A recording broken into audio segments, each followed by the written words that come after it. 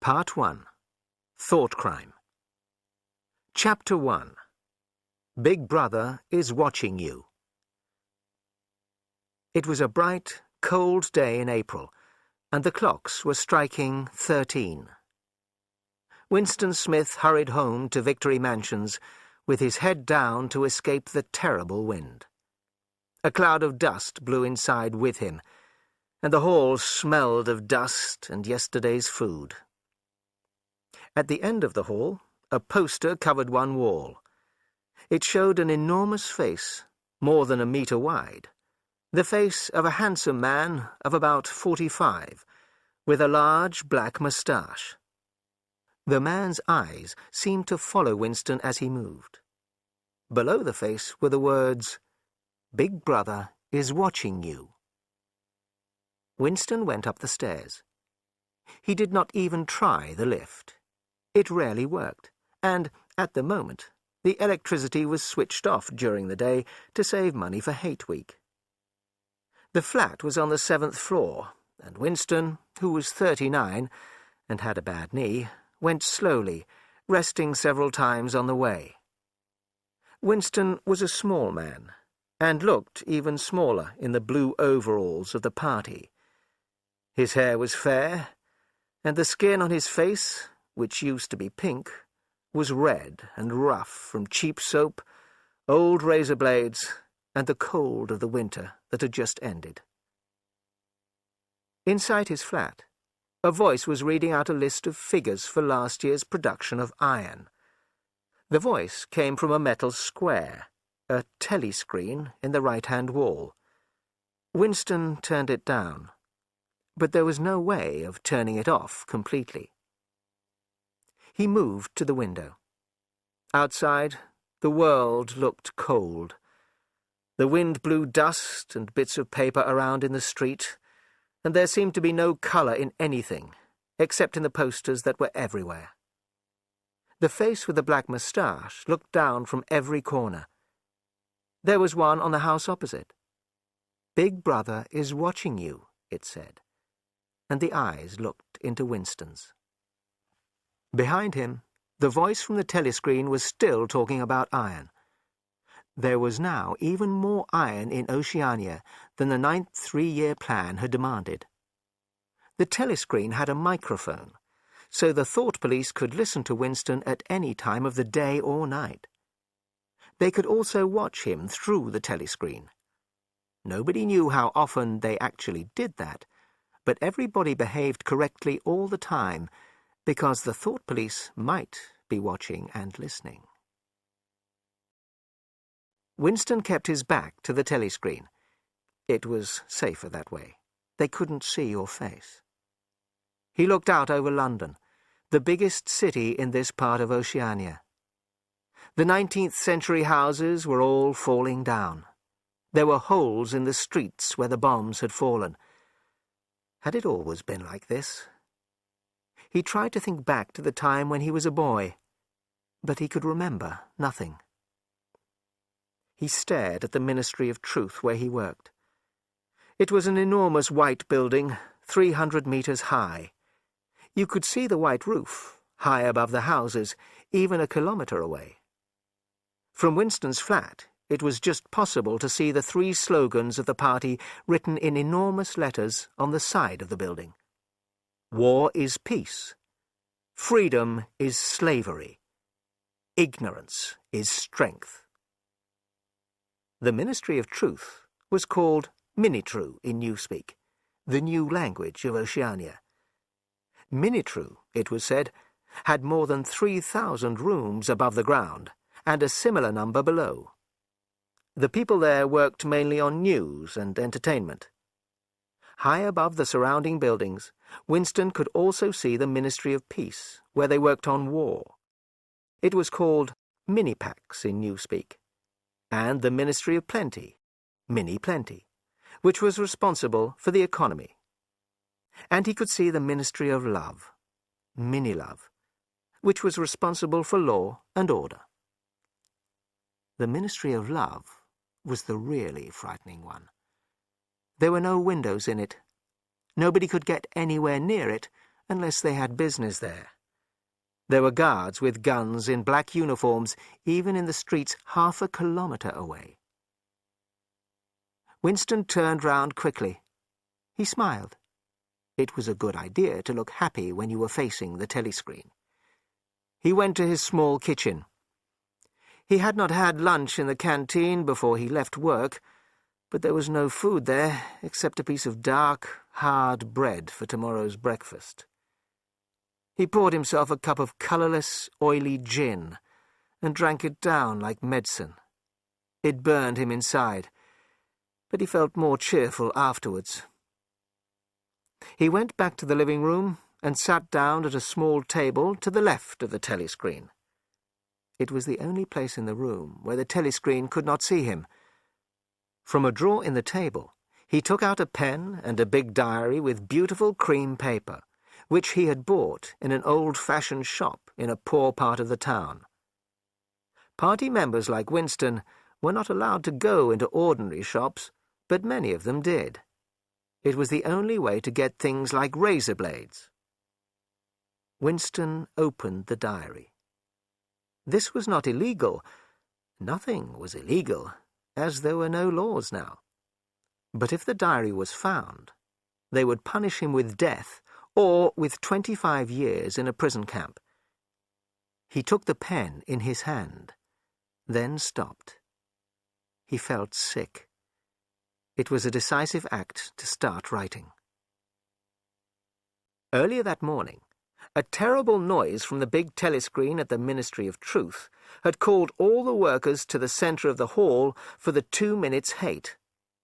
The face of Emmanuel Goldstein, enemy of the people, filled the telescreen. It was a thin, clever face, with its white hair and small beard, but there was something unpleasant about it. Goldstein began to speak in his sheep-like voice, criticising the party, making nasty attacks on Big Brother, demanding peace with Eurasia. In the past, nobody knew exactly when, Goldstein had been almost as important in the party as Big Brother himself, but then he had worked against the party. Before he could be punished with death, he had escaped. Nobody knew how exactly. Somewhere he was still alive, and all crimes against the party came from his teaching. Behind Goldstein's face on the telescreen were thousands of Eurasian soldiers. Oceania was always at war with either Eurasia or Eastasia. That changed, but the hate for Goldstein never did. The thought police found his spies every day. They were called the Brotherhood, people said, although Winston sometimes asked himself if the Brotherhood really existed. Goldstein had also written a book, a terrible book, a book against the party. It had no title. It was just known as the book. As Goldstein's face filled the telescreen and Eurasian soldiers marched behind him, the hate grew. People jumped up and down, shouting and screaming so they could not hear Goldstein's voice. Winston was shouting too. It was impossible not to. A girl behind him, with thick, dark hair, was screaming, "Pig! Pig!" at Goldstein. And suddenly she picked up a heavy Newspeak dictionary and threw it at the telescreen. It hit Goldstein on the nose and fell to the floor. Winston had often seen this girl at the ministry, but he had never spoken to her. He did not know her name, but he knew she worked in the fiction department. He had seen her with tools, so he guessed she was a mechanic on the story-writing machines. She was a confident-looking girl of about 27, and she walked quickly. She wore the narrow red belt of the Young People's League tied tightly round her overalls. Winston had disliked her from the first moment he saw her. He disliked nearly all women, especially young and pretty ones. The young women were always most loyal to the party and were happiest to spy on others. But this girl was especially dangerous, he thought. Once, When he had seen her in the canteen, she had looked at him in a way that filled him with black terror. He even thought she might be working for the thought police. As the screaming at Goldstein increased, Winston's dislike of the girl turned to hate. He hated her because she was young and pretty. Suddenly, he noticed someone else, sitting near the girl, wearing the black overalls of an inner party member. O'Brien was a large man with a thick neck and glasses. Although he looked frightening, Winston was interested in him. There was sometimes an intelligence in his face that suggested, perhaps, that he might question the official party beliefs. Winston had seen O'Brien about 12 times in almost as many years. Years ago, he had dreamed about O'Brien. He was in a dark room, and O'Brien had said to him, "We shall meet in the place where there is no dark." Winston did not know what that meant, but he was sure it would happen one day. The hate increased. The screaming increased. The voice and face of Goldstein became the voice and face of a real sheep. Then the sheep face became a Eurasian soldier, walking towards them with his gun, so close that some people shut their eyes for a second and moved back in their seats. But at the same moment, the soldier became the face of Big Brother, black-haired, moustached, filling the telescreen. Nobody could hear what Big Brother said, but it was enough that he was speaking to them. Then the face of Big Brother disappeared from the telescreen, and the party slogans came up instead. War is peace. Freedom is slavery. Ignorance is strength. Then everybody started shouting, "B, B, B, B," again and again, slowly, with a long pause between the first B and the second. Of course, Winston shouted too. You had to. But there was a second when the look on his face showed what he was thinking. And at that exact moment, his eyes met O'Brien's. O'Brien was pushing his glasses up his nose. But Winston knew, yes, he knew, that O'Brien was thinking the same thing as he was. "I am with you," O'Brien seemed to say to him. "I hate all this, too." And then the moment of intelligence was gone, and O'Brien's face looked like everybody else's. Winston wrote the date in his diary, April the 4th, 1984. Then he stopped. He did not know definitely that this was 1984. He was 39, he believed. He had been born in 1944, or 1945. But nobody could be sure of dates. Not really. "Who am I writing this diary for?" he asked himself suddenly. For the future? For the unborn?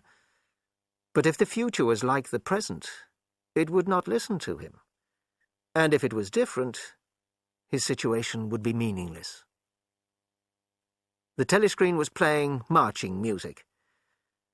What had he intended to say? Winston stared at the page, then began to write. Freedom is the freedom to say that 2 and 2 make 4. If you have that, everything else follows. He stopped. Should he go on? If he wrote more, or did not write more, the result would be the same. The thought police would get him. Even before he wrote anything, his crime was clear. Thought crime, they called it. It was always at night. The rough hand on your shoulder, the lights in your face. People just disappeared, always during the night. And then your name disappeared. Your existence was denied, and then forgotten. You were, in newspeak, vaporized.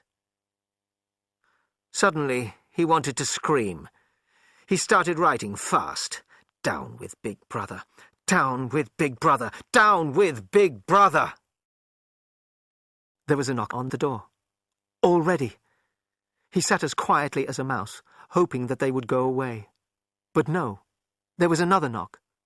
He could not delay. That would be the worst thing he could do. His heart was racing, but even now his face, from habit, probably showed nothing. He got up and walked heavily towards the door. Chapter 2.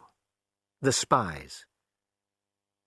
As he opened the door, Winston saw that he had left the diary open on the table.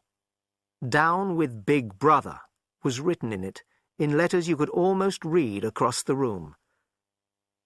But everything was all right. A small, sad-looking woman was standing outside. "Oh, Comrade Smith," she said, in a dull, little voice. "Do you think you could come across and help me with our kitchen sink? The water isn't running away, and—" It was Mrs. Parsons, his neighbour. She was about 30, but looked much older. Winston followed her into her flat. These repairs happened almost daily. The Victory Mansions flats were old, built in about 1930, and they were falling to pieces. Unless you did the repairs yourself, the party had to agree to them. It could take 2 years to get new glass in a window. "Tom isn't home," Mrs. Parsons explained. The Parsons flat was bigger than Winston's and unattractive in a different way. Everything was broken. There were sports clothes and sports equipment all over the floor, and dirty dishes on the table. On the walls were the red flags of the Young People's League and the Spies, and a full-size poster of Big Brother.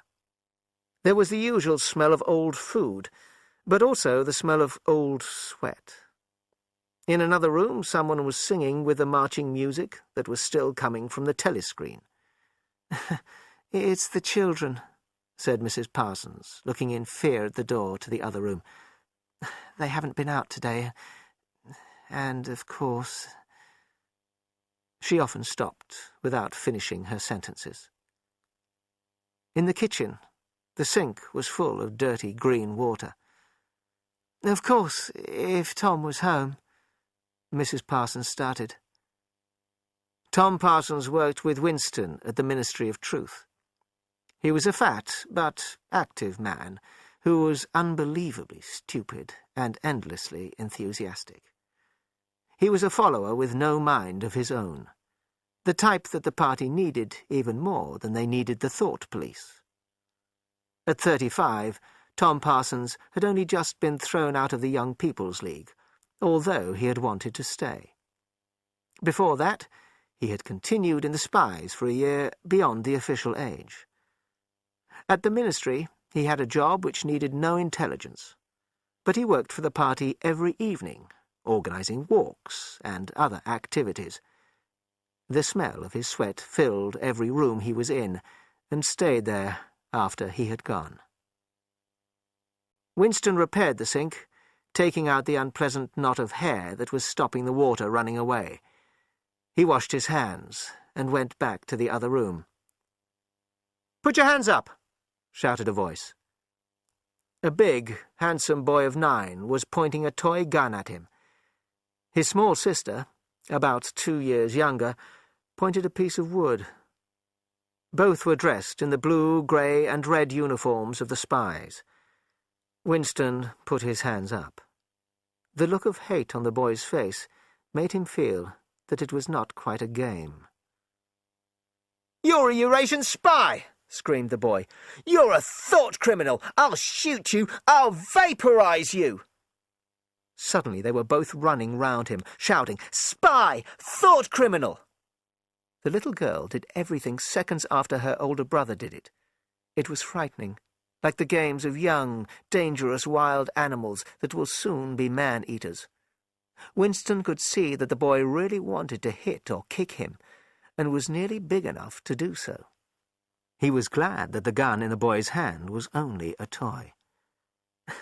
"They wanted to see the Eurasian prisoners hang, but I'm too busy to take them, and Tom's at—" "We want to see them hang!" shouted the boy, and then the girl started shouting it too. Some Eurasian prisoners, guilty of war crimes against Oceania, were going to hang slowly in the park that evening.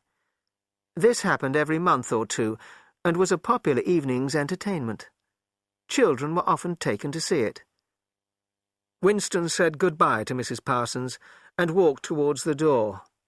He heard a loud noise as a bomb fell. About 20 or 30 of them were falling on London each week. Then he felt a terrible pain in the back of his neck. He turned and saw Mrs. Parsons trying to take some sharp stones from her son's hand. "Goldstein!" screamed the boy. But Winston was most shocked by the look of helpless terror on Mrs. Parsons' grey face. Chapter 3. The Ministry of Truth. Winston pulled the speakwrite towards him and put on his glasses. To the right of the speakwrite there was a small hole. To the left, a larger one. In the office wall there was a third hole, larger than the other two. Messages came to Winston's office through the smallest hole. Newspapers came to him through the middle hole. The largest hole was for waste paper. Hot air carried that away. These large holes were called memory holes for some reason. Today, 4 messages had come through the smallest hole onto his desk. The messages were about changes to the Times newspaper. For example, in Big Brother's speech in the Times of the 17th of March, he had said that South India was safe. The Eurasians would attack North Africa. This had not happened. The Eurasians had attacked South India, not North Africa. Winston had to rewrite part of Big Brother's speech, so you could read in the Times for the 17th of March that Big Brother had known about the attack before it happened. When Winston had finished, his changes to the Times went with the newspaper down the middle hole. A new edition would soon appear with his changes.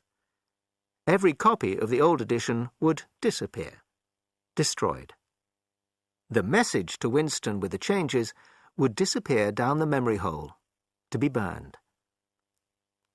Every day, newspapers, magazines, photographs, films, posters, and books were all changed. The past was changed. The party was always right. The party had always been right.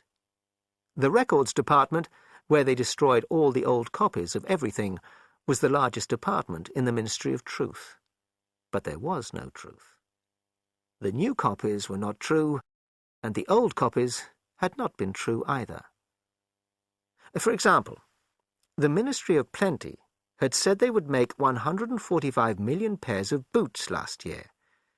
62 million pairs were made. Winston changed 145 million to 57 million. So the party had made 5 million more boots last year than they expected to. But it was possible that no boots at all were made last year, and it was possible that nobody knew or cared how many boots were made. You could read in the newspapers that 5 million extra pairs of boots had been made, and you could see that half the people in Oceania had no boots. Winston looked around the office. A woman with fair hair spent all day looking for the names of people who had been vaporized. Each of them was, in newspeak, an unperson. She took their names out of every newspaper, book, letter. Her own husband had been vaporized last year. She took his name out, too. People disappeared from the newspapers when they were vaporized, and they could also appear in the newspapers when they did not exist. Winston remembered Mr. Ogilvy. He had appeared in the newspapers because he had led the sort of life the party wanted. Ogilvy had joined the spies at the age of 6. At 11, he told the thought police that his uncle was a criminal. At 17, he had been an organizer in the Young People's League. At 19, he had invented a new bomb which had killed 31 Eurasians when it was first tried. At 23, Ogilvy had died like a hero, fighting the Eurasians. There were photographs of Ogilvy. But there had been no Ogilvy. Not really. The photographs were made at the Ministry of Truth. Ogilvy was part of a past that never happened. Anything could be changed. A dreamy man with hairy ears called Ampleforth rewrote old poems until they supported everything the party believed in. But all this work, all these changes, were not the main work of the Ministry of Truth. Most workers in the ministry were busy writing everything that the people of Oceania read or saw. All the newspapers, films, plays, poems, school books, telescreen programs and songs, the Newspeak dictionaries and children's spelling books. After his morning's work, Winston went to the canteen. It was full, very noisy, and smelled of cheap food and the gin that was sold from a hole in the wall. "Ah, I was looking for you," said a voice behind Winston. It was Syme, his friend from the dictionary department. Perhaps friend was not exactly the right word. You did not have friends these days. You had comrades. But some comrades were more interesting than others. Syme was working on the 11th edition of the Newspeak Dictionary. He was a small man, even smaller than Winston, with dark hair and large eyes. These eyes were sad, but they seemed to laugh at you and to search your face closely when he talked to you. "Have you got any razor blades?" asked Syme. "None," said Winston quickly. Perhaps too quickly. "I've looked for them everywhere."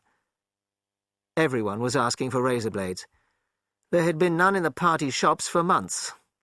There was always something which the party could not make enough of. Sometimes it was buttons, sometimes it was wool. Now it was razor blades. "I've been using the same blade for 6 weeks," he lied. He actually had 2 new ones at home. The people waiting for food and gin moved forward, slowly. Winston and Syme took dirty plates from the pile. "Did you go to the park yesterday?" asked Syme. "All the Eurasian prisoners were hanged." "I was working," said Winston. "I'll see it at the cinema." "That's not as good," said Syme. His eyes looked hard at Winston's face. "I know you," they seemed to say. "I know why you didn't go to see the prisoners die." Syme was an enthusiastic supporter of the party's decisions about war, prisoners, thought crime, the deaths in the underground rooms below the Ministry of Love. Winston always tried to move conversation with him away from all that. Syme knew a lot about Newspeak, and when he talked about language, he was interesting. "The prisoners kicked when they were hanged," said Syme. "I always like that. It spoils it when their legs are tied together. And one of them had his tongue hanging right out of his mouth. It was quite a bright blue. I like that kind of detail." "Next, please," called the prole who was giving out the food, and Winston and Syme gave her their plates. She put some grey meat on each one. There was also some bread, a small piece of cheese, and a cup of sugarless black coffee. "There's a table there, under that telescreen," said Syme. "Let's get a gin and sit there." The gin was poured for them into big cups, and they walked through the crowded canteen to a metal table. There were some pieces of meat on the table from the last person's meal. They ate in silence. Winston drank down his gin, which brought tears to his eyes. "How's the dictionary?" he said, speaking loudly because of the noise. "I'm on the adjectives," said Syme. "It's wonderful work." His eyes shone. He pushed his plate away, took his bread in one pale hand and his cheese in the other, and put his mouth near Winston's ear so he did not have to shout. "The 11th edition is the final one," he said. "We're building a new language. When we've finished, people like you will have to learn to speak again. You think the main job is inventing new words, don't you? Wrong. We're destroying words. Lots of them. hundreds of them every day. We're only leaving the really necessary ones, and they'll stay in use for a long time." He ate his bread hungrily. His thin, dark face had come alive, and his eyes were shining like the eyes of a man in love. "It's a beautiful thing to destroy words," he said. "For example, a word like good. If you have good in the language, you don't need bad. You can say ungood." Winston smiled. It was safer not to say anything. Syme continued. "Do you understand? The aim of Newspeak is to narrow thought. In the end, we will make thought crime impossible, because people won't have the words to think the crime. By the year 2050, there will be nobody alive who could even understand this conversation." Except, Winston began, and then stopped. He wanted to say, "except the proles," but he was not sure if the party would accept the thought. Syme had guessed what he was going to say. "The proles are not really people," he said. "By 2050, earlier probably, you won't need a slogan like 'freedom is slavery.' The word freedom won't exist. So the whole idea of freedom won't exist either. The Good Party member won't have ideas. If you're a Good Party member, you won't need to think." One of these days, thought Winston, Syme will be vaporized. He's too intelligent. He sees too clearly and speaks too openly. He goes to the Chestnut Tree Cafe, where the painters and musicians go, and where Goldstein himself used to go. The party does not like people like that. One day he will disappear. It is written in his face. Syme looked up. "Here comes Parsons," he said. You could hear his opinion of Parsons in his voice. He thought Parsons was a fool. Winston's neighbour from Victory Mansions was coming towards them. He was a fat, middle-sized man with fair hair and an ugly face. He looked like a little boy in a man's clothes. Winston imagined him wearing not his Blue Party overalls, but the uniform of the spies. Parsons shouted, "Hello, hello," happily, and sat down at the table. He smelled of sweat. Syme took a piece of paper from his pocket with a list of words on it and studied the words with an ink pencil between his fingers. "Look at him, working in the lunch hour," said Parsons. "What have you got there, old boy? Oh, something a bit too clever for me, I expect. Smith, old boy, I'll tell you why I'm chasing you. It's the money you forgot to give me." "What money?" said Winston, feeling for money in his pocket. "About a quarter of your earnings were paid back to the party in different ways." "The money for Hate Week. You know I collect the money for Victory Mansions, and we're going to have the best flags around. $2 you promised me." Winston found 2 dirty dollar notes and gave them to Parsons. Parsons wrote $2 very carefully in small, clear letters next to Winston's name in a little notebook. It was clear that he rarely read or wrote. "Oh, Smith, old boy," he said, "I hear that son of mine threw stones at you yesterday. I talked to him about it. He won't do it again, believe me." "I think he was angry because he couldn't see the Eurasian prisoners hang," said Winston. "Yes, well, that shows what good children they are, doesn't it? Both of them. They only think about the spies. And the war, of course. Do you know what my girl did last week? She was on a walk in the country with the spies, and she saw a strange man. She and 2 other girls followed him and then told the police about him." "What did they do that for?" Winston asked, shocked. "They thought he was a Eurasian spy," said Parsons. "They noticed his shoes were different," he added proudly. Winston looked at the dirty canteen, looked at all the ugly people in their ugly overalls, ate the terrible food, and listened to the telescreen. A voice from the Ministry of Plenty was saying that they were all going to get more chocolate. 20 grams a week. Was he the only one who remembered that last week they got 30 grams? They were getting less chocolate, not more. But Parsons would not remember, and even a clever man like Syme found a way to believe it. Winston came out of his sad dream. The girl with dark hair, who he remembered from the 2 minutes hate, was at the next table. She was looking at him, but when he looked back at her, she looked away again. Winston was suddenly afraid. Why was she watching him? Was she following him?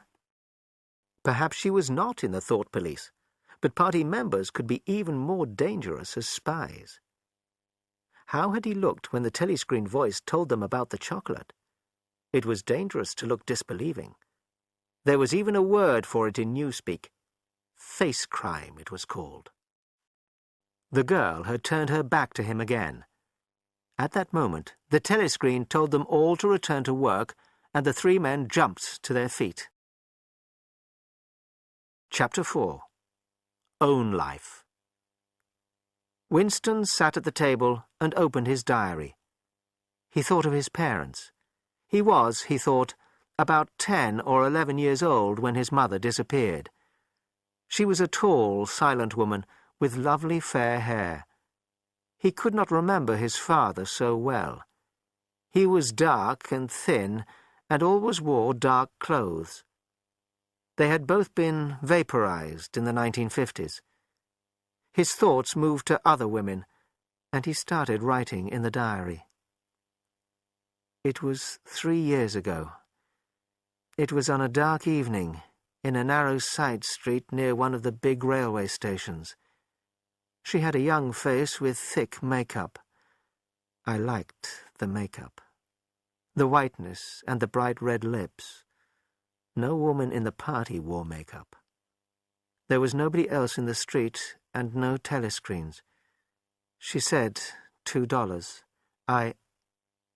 It was too difficult to continue. Winston wanted to hit his head against the wall, to kick the table over and throw the diary through the window, anything to stop the memory of that night. It was, of course, illegal to pay a woman for sex, but the punishment was about 5 years in a work camp, not death. The party knew it happened. Some prole women sold themselves for a bottle of gin, and the party didn't worry much about that. The party wanted to stop love and pleasure in sex, not sex itself. A request to marry would be refused if a man and a woman found each other attractive. Sex, to the party, was only necessary to make children. He thought of Catherine, his wife. Winston had been married. He was probably still married. If his wife was dead, nobody had told him. They had lived together for about 15 months, 9, 10, 11 years ago. Catherine was a tall, fair-haired girl who moved well. She had an interesting face, until you found out that there was almost nothing behind it. She believed everything the party said. She had sex only because it was her duty to try and have children. When no children came, they agreed to separate.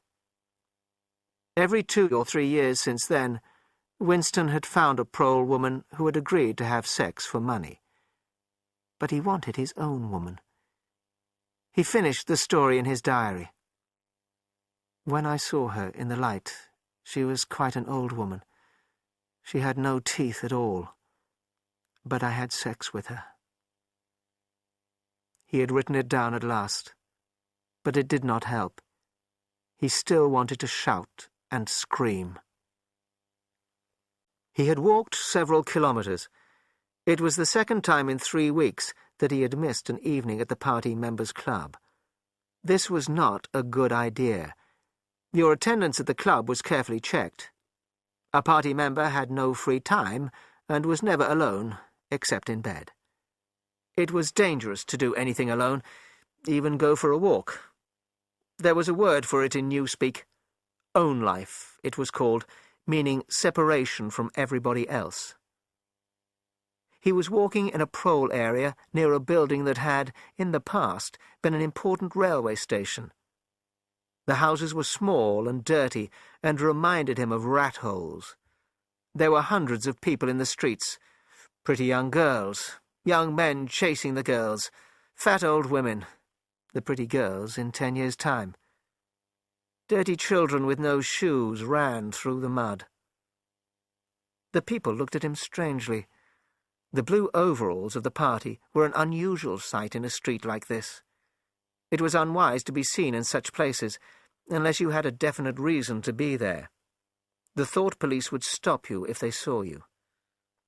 Suddenly, everybody was shouting and screaming and running back into their rat-hole houses.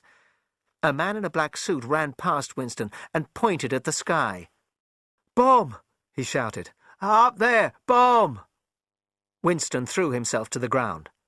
The proles were usually right when they warned you that a bomb was falling. When he stood up, he was covered with bits of glass from the nearest window.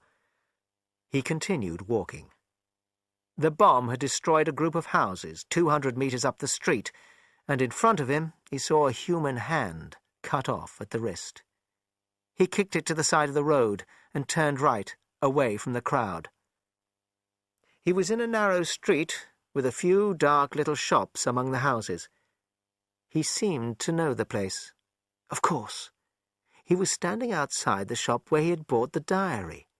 He was afraid, suddenly.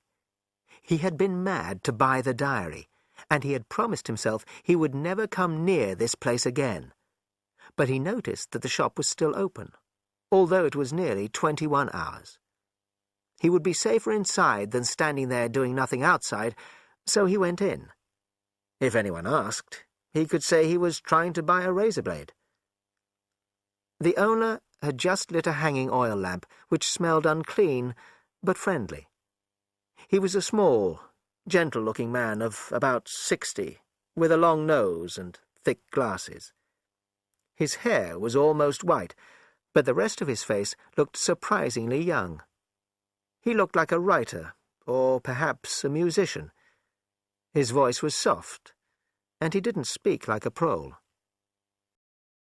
"I recognized you when you were outside," he said immediately. "You're the gentleman who bought the diary. There's beautiful paper in that diary. No paper like that has been made for, I'd say 50 years. He looked at Winston over the top of his glasses. "Is there anything special I can do for you? Or did you just want to look round?" "I was, passing," said Winston, "and I just came in. I don't want to buy anything." "Well, that's all right," said the shop owner, "because I haven't got much to sell you." He looked round the shop sadly. "Don't tell anyone I said so, but it's difficult to get old things these days. And when you can get them, nobody wants them." The old man's shop was full of things, but they were all cheap and dirty and useless. "There's another room upstairs that you could look at," he said. Winston followed the man upstairs. The room was a bedroom with furniture in it. There was a bed under the window, taking nearly a quarter of the room. "We lived here for 30 years until my wife died," said the old man sadly. "I'm selling the furniture, slowly. That's a beautiful bed, but perhaps it would be too big for you." Winston thought he could probably rent the room for a few dollars a week, if he dared to. It would be so peaceful to live as people used to live in the past, with no voice talking to you, nobody watching you. "There's no telescreen," he said. "Ah," said the old man. "I never had one. Too expensive." There was a picture on the wall. It showed a London church that used to be famous in the days when churches were famous and people still went to them. Winston did not buy the picture, but he stayed in the room talking to the old man whose name, he discovered, was Charrington. Even when he left, he was still thinking about renting the room. But then, as he stepped into the street, his heart turned to ice. A woman in blue overalls was walking towards him, not 10 meters away. It was the girl with dark hair, the one in the Young People's League. The girl must be following him.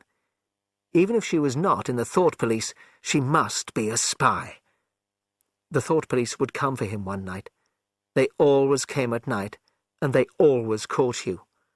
And before they killed you, before you asked them on your knees to forgive you for your thought crime, there would be a lot of pain.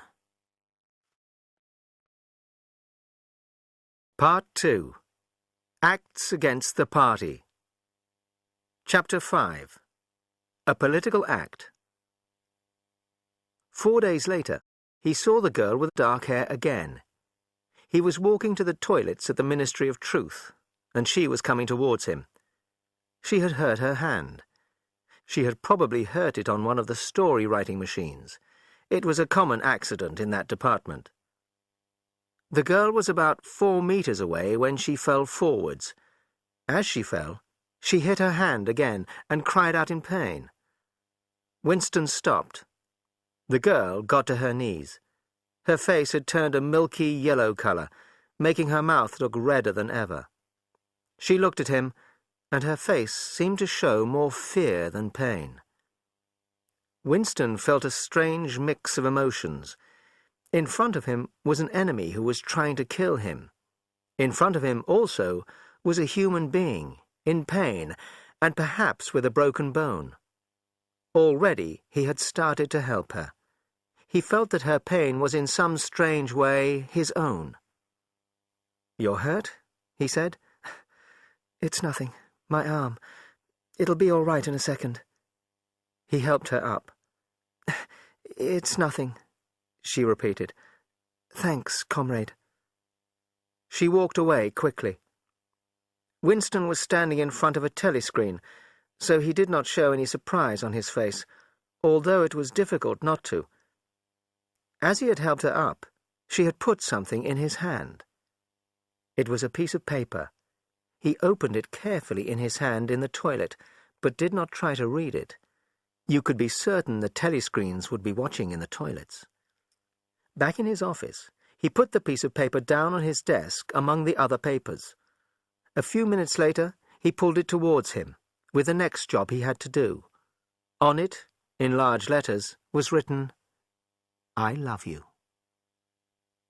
For the rest of the morning, it was very difficult to work. At lunchtime in the canteen, the fool Parsons, still smelling of sweat, did not stop talking to him about all the work he was doing for Hate Week. He saw the girl at the other end of the canteen, at a table with 2 other girls, but she did not look in his direction. In the afternoon, he looked at the words, "I love you," again, and life seemed better. He believed her. He did not think she was in the Thought Police, not now. He wanted to see her again. How? How could he arrange a meeting? It was a week before he saw her again in the canteen. He sat at her table and at that moment saw Ampleforth, the dreamy man with hairy ears who rewrote poems. Ampleforth was walking around with his lunch, looking for a place to sit down. He would certainly sit with Winston if he saw him. Winston had about a minute to arrange something with the girl. He started to eat the watery soup they had been given for lunch. "What time do you leave work?" he said to the girl. 18:30. "Where can we meet?" "Victory Square, near the picture of Big Brother. It's full of telescreens. It doesn't matter if there's a crowd. But don't come near me until you see me among a lot of people. And don't look at me. Just follow me." "What time?" 19 hours. "All right." Ampleforth did not see Winston and sat down at another table. Winston and the girl did not speak again, and they did not look at each other. The girl finished her lunch quickly and left, while Winston stayed to smoke a cigarette. He arrived at Victory Square early. Big Brother's picture looked up at the skies where he had beaten the Eurasian aeroplanes, or East Asian aeroplanes. It had been a few years ago, in the Great Air War.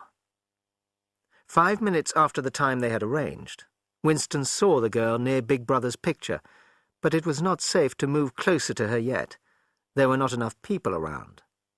But suddenly, some Eurasian prisoners were brought out and everyone started running across the park. Winston ran too, next to the girl, lost in the crowd. "Can you hear me?"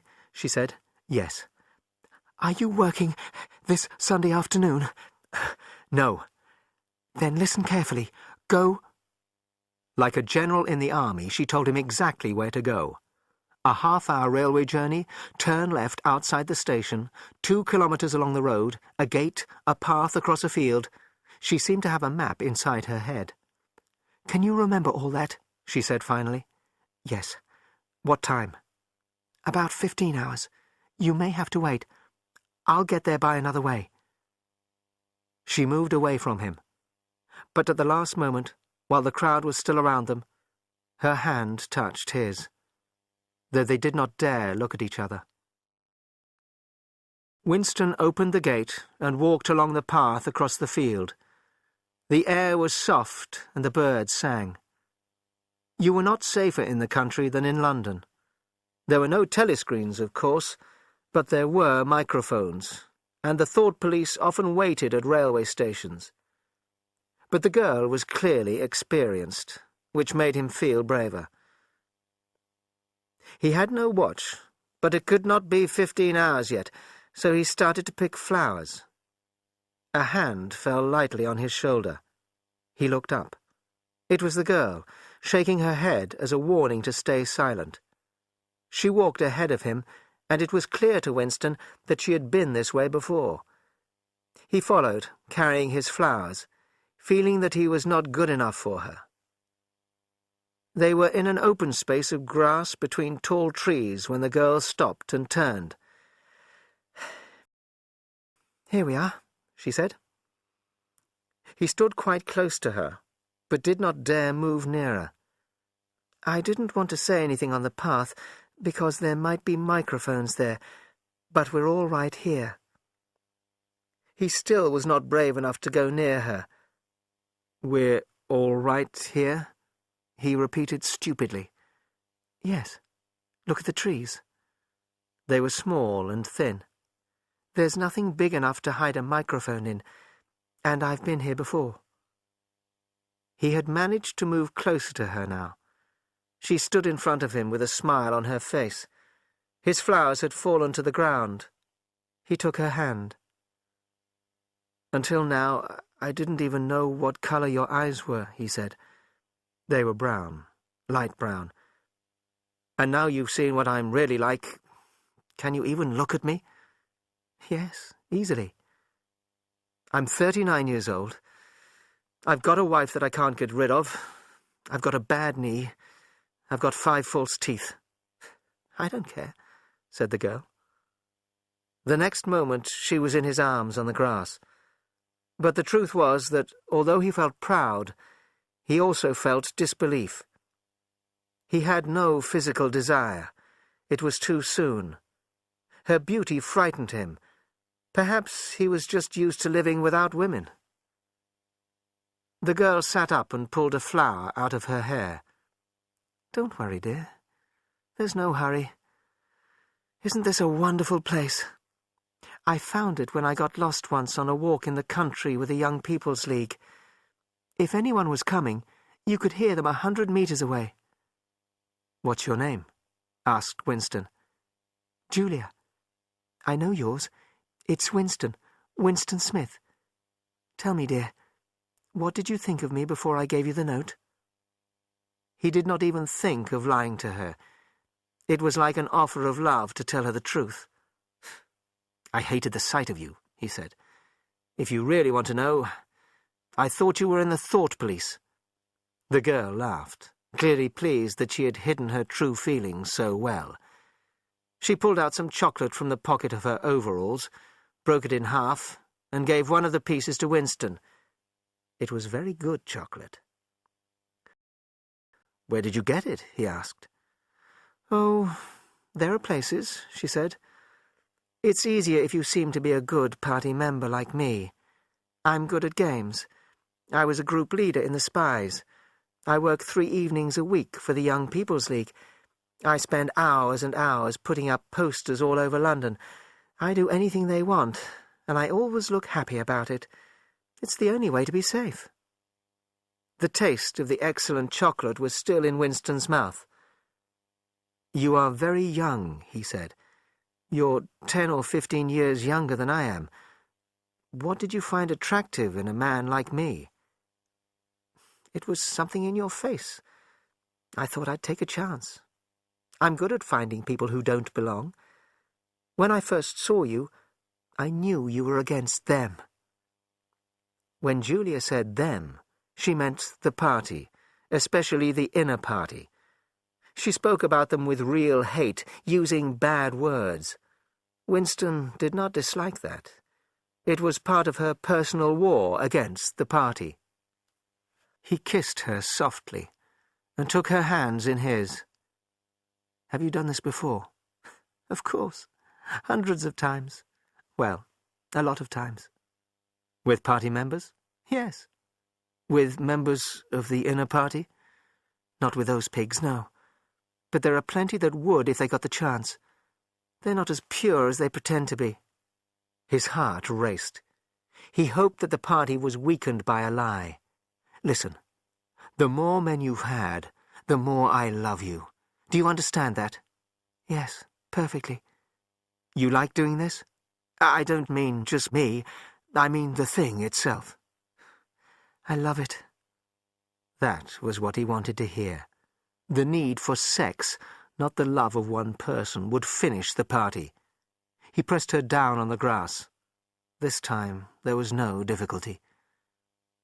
Afterwards they fell asleep and slept for about half an hour. Their love, their sex together, had beaten the party. It was a political act. Chapter 6. They Can't Get Inside You. Winston looked round the little room above Mr. Charrington's shop. As he had thought, Mr. Charrington had been happy to rent it to him. He did not even mind that Winston wanted the room to meet his lover. Everyone, he had said, wanted a place where they could be alone and private occasionally. They had taken the room because during the month of May they had made love only one more time. "It's safe to meet anywhere twice," Julia had said. Then they had had to see each other in the street, in a different place every evening, and never for more than half an hour at a time. The idea of having their own hiding place, indoors and near home, had been exciting for both of them. They were fools, Winston thought again. It was impossible to come here for more than a few weeks without being caught. But he needed her, and he felt he deserved her. Julia was 26 years old. She lived in a party building with 30 other girls. "All was the smell of women. I hate women," she said. And she worked, as he had guessed, on the story-writing machines. She enjoyed her job, looking after a powerful electric motor. She was not clever, and did not much enjoy reading, but she liked machinery. Life, as she saw it, was quite simple. You wanted a good time. They, meaning the party, wanted to stop you having it. So you broke the rules as well as you could. At that moment he heard her on the stairs outside, and then she ran into the room. She was carrying a bag. She went down on her knees, took packets of food from the bag, and put them on the floor. She had real sugar, real bread, real jam, all the good food that nobody had seen for years. And then... "This is the one I'm really proud of. I had to put paper round it because—" But she did not have to tell him why she had paper round it. The smell was already filling the room. "It's coffee," he said softly. "Real coffee. It's inner-party coffee. There's a whole kilo here," she said. "How did you get it?" "There's nothing those inner-party pigs don't have. But of course waiters and servants steal things, and... Look, I got a little packet of tea as well." Winston opened the packet. "It's real tea. Not fruit leaves. Yes, she said.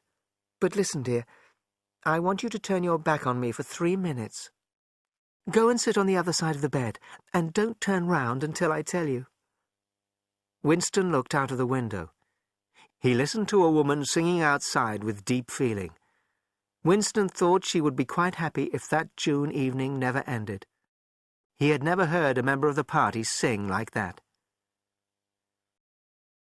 "You can turn round now," said Julia. He turned round, and for a second almost did not recognize her. He thought she had taken her clothes off, but the change in her was more surprising than that. She had painted her face. He thought the makeup must be from a shop in the Prole area. Her lips were red, her face was smooth. There was even something under her eyes to make them brighter.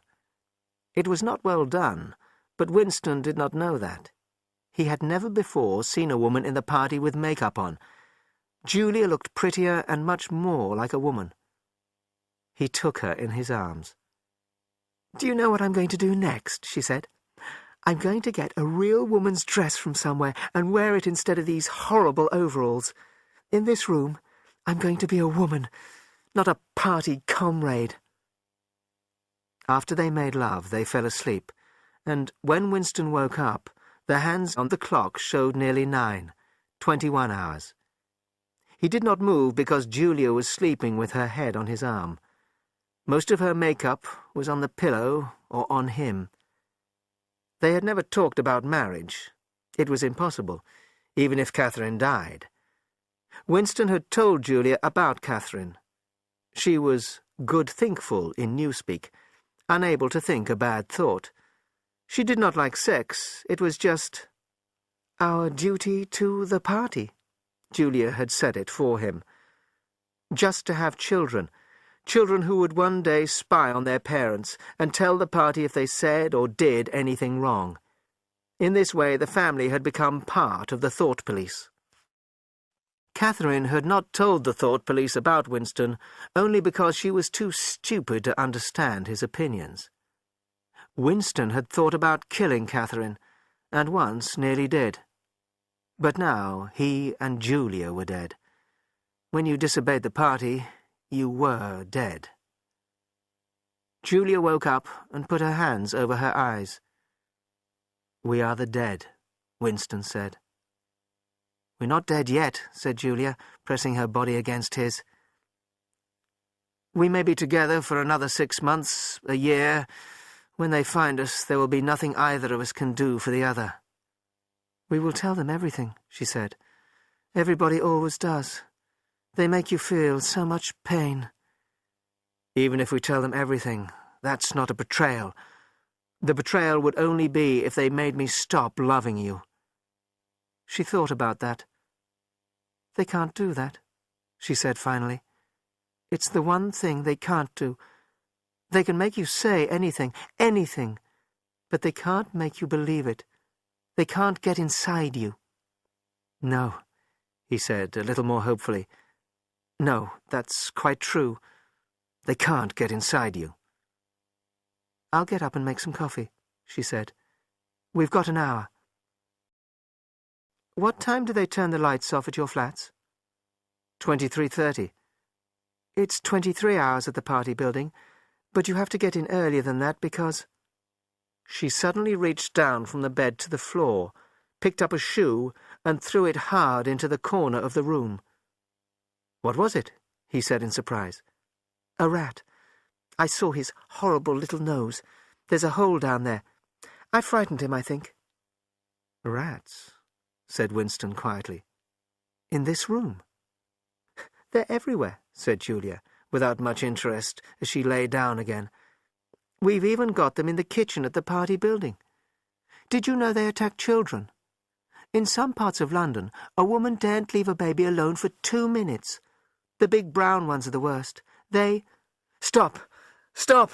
said Winston, his eyes tightly shut. "Dearest, you've gone quite pale. What's the matter?" "They are the most horrible things in the world. Rats." She put her arms round him, but he did not reopen his eyes immediately. "I'm sorry," he said. "It's nothing. I don't like rats, that's all." "Don't worry, dear. We won't have the dirty animals in here. I'll put something over the hole before we go." Julia got out of bed, put on her overalls and made the coffee. The smell was so powerful and exciting that they shut the window, worried that somebody outside would notice it and ask questions. And they could taste the real sugar in the coffee. It was even better than the taste of the coffee itself. Julia walked round the room with one hand in her pocket and a piece of bread and jam in the other. She looked at the books without interest. She told Winston the best way to repair the table. She sat down in the old armchair to see if it was comfortable. She smiled at the old 12-hour clock. "How old is that picture over there, do you think?" she asked. 100 years old? "More. 200.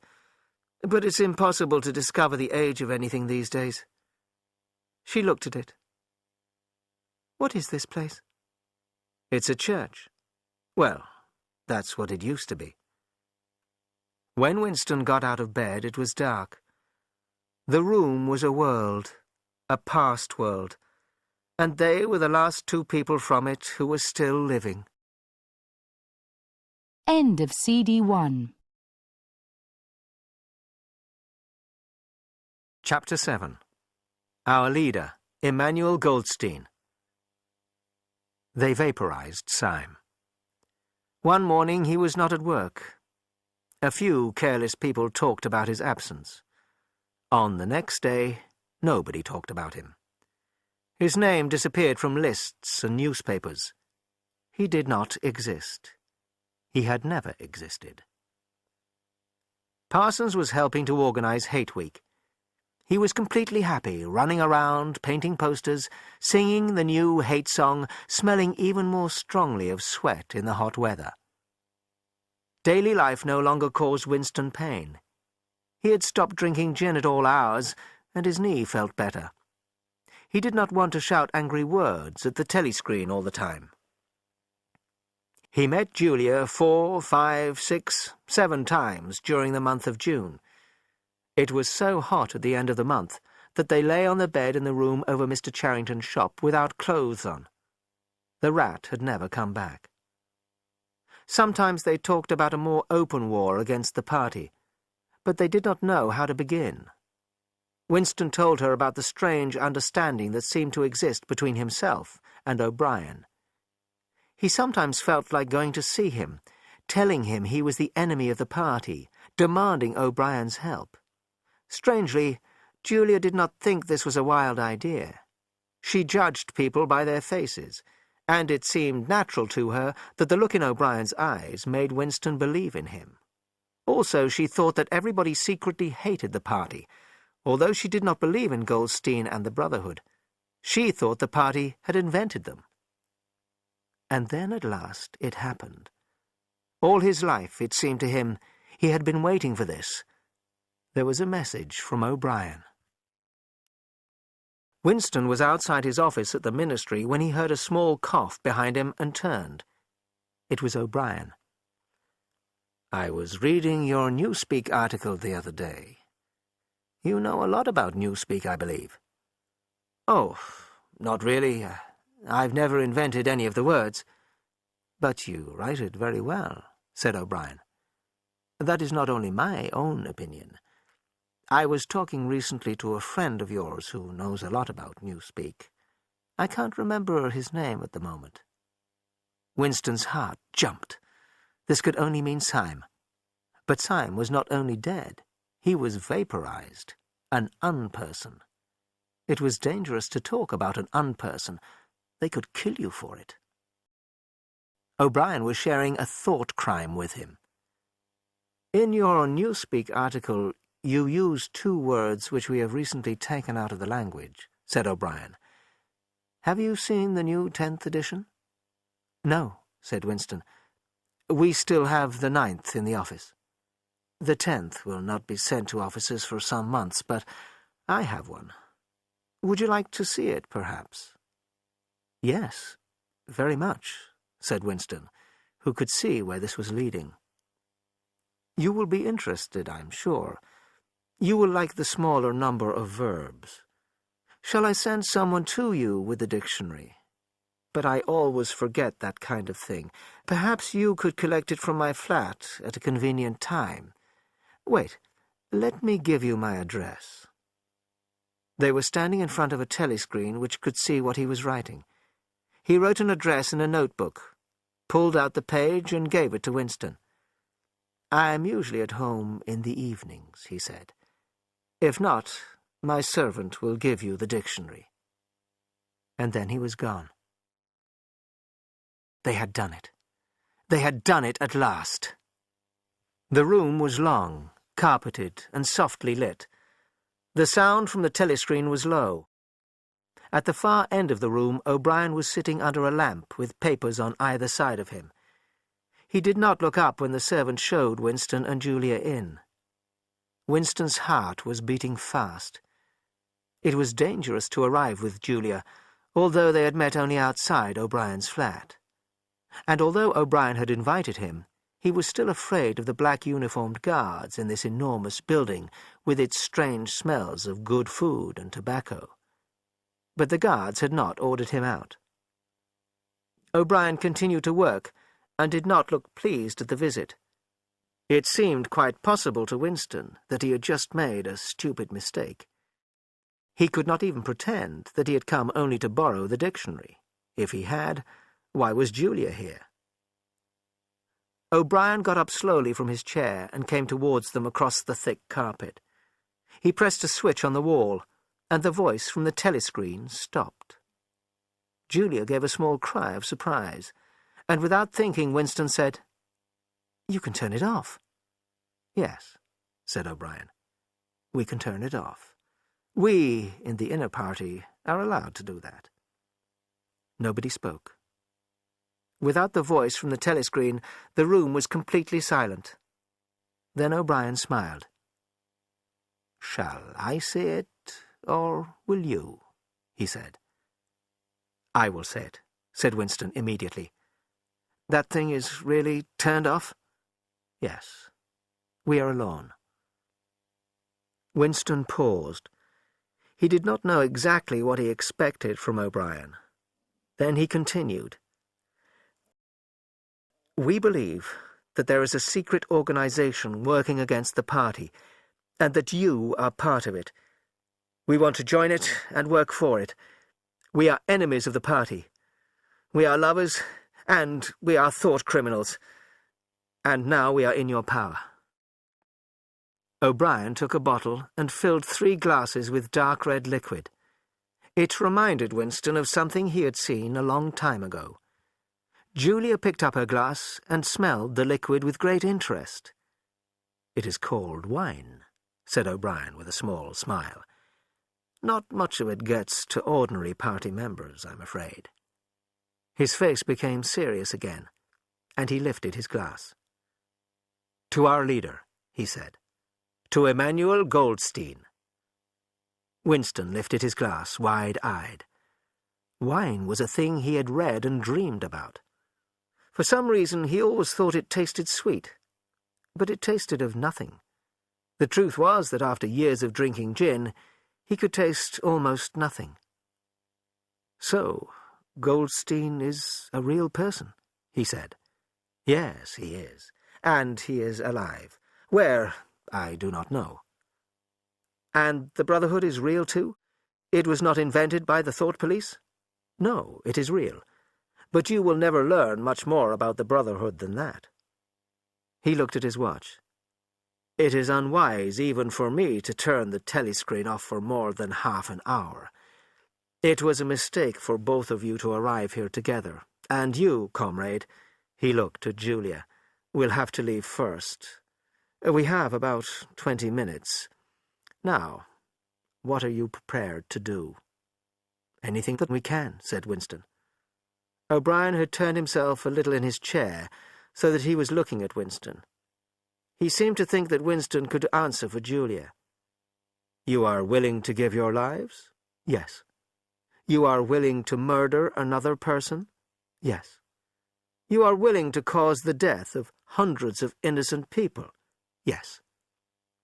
If, for example, it would help us to blind a child and destroy its face, would you do that? Yes. Are you willing to kill yourselves if we order you to do so? Yes. You are willing, the two of you, to separate and never see each other again? No! Shouted Julia. It seemed to Winston that a long time passed before he answered. No, he said finally. You did well to tell me, said O'Brien. It is necessary for us to know everything. O'Brien started walking up and down, one hand in the pocket of his black overalls, the other holding a cigarette. You understand, he said, that secrets will always be kept from you. You will receive orders, and you will obey them without knowing why. Later, I shall send you a book by Emmanuel Goldstein. When you have read the book, you will be full members of the Brotherhood. When you are finally caught, you will get no help. Sometimes we are able to get a razor blade into the prison to silence someone, but you are more likely to tell them all you know, although you will not know very much.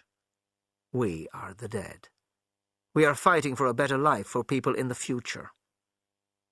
He stopped and looked at his watch. It is almost time for you to leave, comrade, he said to Julia. Wait, there is still some wine. He filled the glasses and held up his own glass. What shall we drink to? To the death of Big Brother? To the future? To the past, said Winston.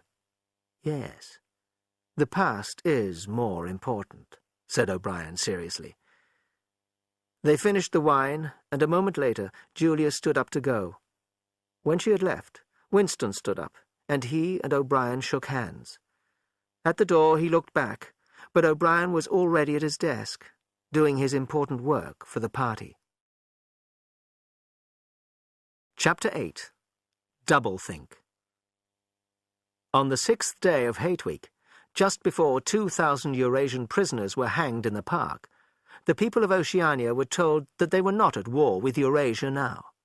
They were at war with Eastasia, and Eurasia was a friend. You could hear it on the telescreens. Oceania was at war with Eastasia. Oceania had always been at war with Eastasia. Winston had worked more than 90 hours in the last 5 days of Hate Week. Now he had finished, and he had nothing to do, no party work until tomorrow morning. Slowly, in the afternoon sunshine, he walked up a narrow street to Mr. Charrington's shop, watching for the thought police, but sure, although he had no reason to be sure, that he was safe. In his case, heavy against his legs, he carried the book, Goldstein's book. He had had it for 6 days, but had not looked at it yet. Tired but not sleepy, he climbed the stairs above Mr. Charrington's shop. He opened the window and put the water on for coffee. Julia would be here soon. He took Goldstein's book out of his case and opened it. Then he heard Julia coming up the stairs and jumped out of his chair to meet her. She put her brown tool bag on the floor and threw herself into his arms.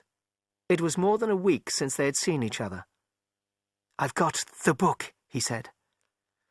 "Oh, you've got it. Good," she said, without much interest, and almost immediately bent down to make the coffee. They did not talk about the book again until they had been in bed for half an hour. It was evening, and just cool enough to have a blanket over them. Julia was falling asleep by his side. Winston picked the book up from the floor and sat up in bed. "We must read it," he said. "You too. All members of the Brotherhood have to read it." "You read it," she said with her eyes shut. "Read it to me, that's the best way. Then you can explain it to me." The clock's hands said 6, meaning 18. They had 3 or 4 hours ahead of them. He put the book against his knee and began reading. There have always been 3 kinds of people in the world: the high, the middle, and the low. The world has changed, But society always contains these three groups. "Julia, are you awake?" said Winston. "Yes, my love, I'm listening." The aims of the three groups are completely different. The high want to stay where they are. The middle want to change places with the high. Sometimes the low have no aim at all, because they are too tired from endless, boring work to have an aim. If they do have one, they want to live in a new world where all people are equal. At the beginning of the 20th century, this equality became possible for the first time because machines did so much of the work. A centuries-old dream seemed to be coming true. But in the early 1930s, the high group saw the danger, to them, of equality for all, and did everything possible to stop it. The individual suffered in ways that he had not suffered for centuries. Prisoners of war were sent into slavery or hanged. Thousands were sent to prison, although they had broken no law. The populations of whole countries were forced to leave their homes.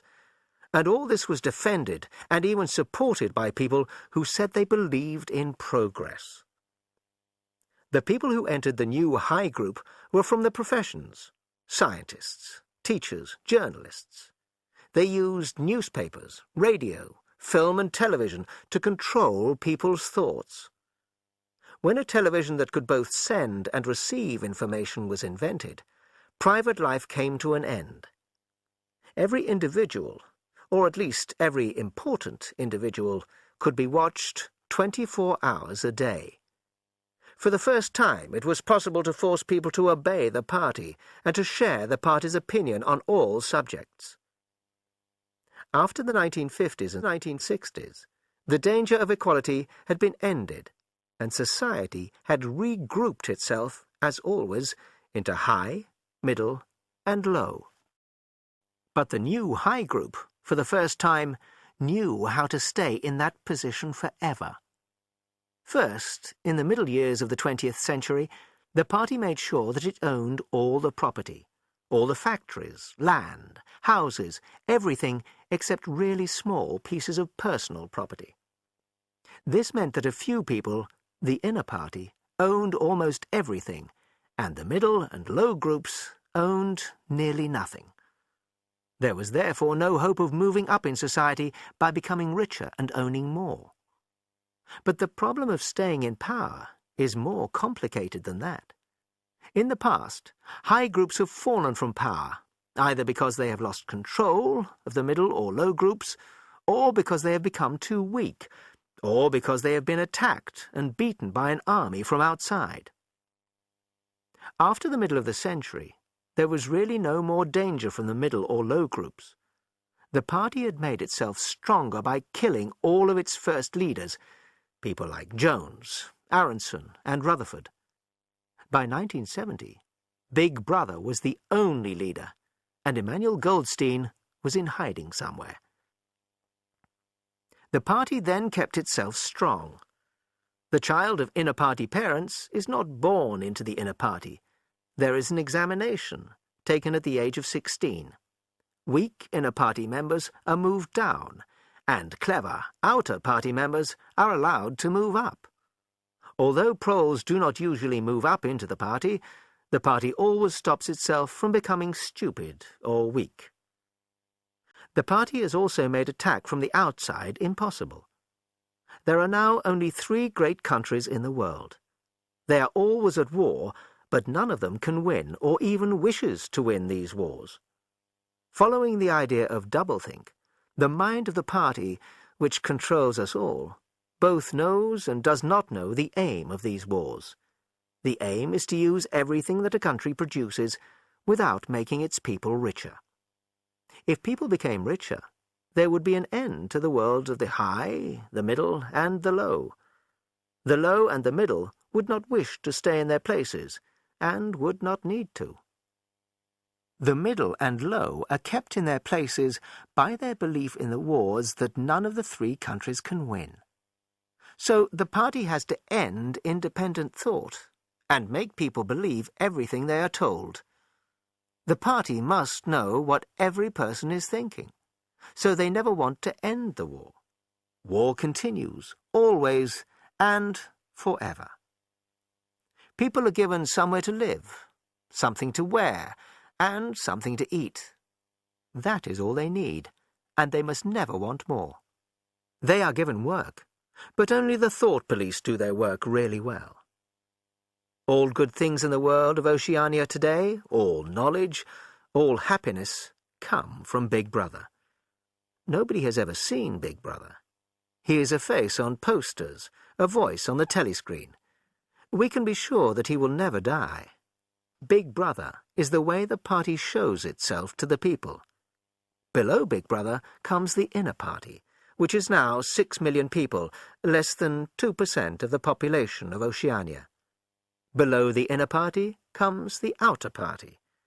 The inner party is like the mind of the party, and the outer party is like its hands. Below that come the millions of people we call the proles, about 85% of the population. A party member lives under the eye of the thought police from birth to death. Even when he is alone, he can never be sure he is alone. He will never make a free choice in his life. But there is no law, and there are no rules. They are not necessary. Most people know what they must do. In Newspeak, they are good thinkers. And since party members were children, they have been trained in 3 more Newspeak words: crime stop, black-white, and double-think.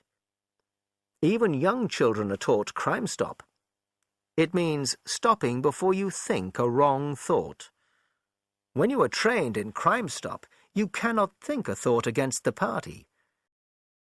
You think only what the party wants you to think. But the party wants people to think different thoughts all the time. The important word here is black-white. Like many Newspeak words, this has 2 meanings. Enemies say that black is white. They tell lies. But party members say that black is white because the party tells them to, and because they believe it. They must forget that they ever had a different belief.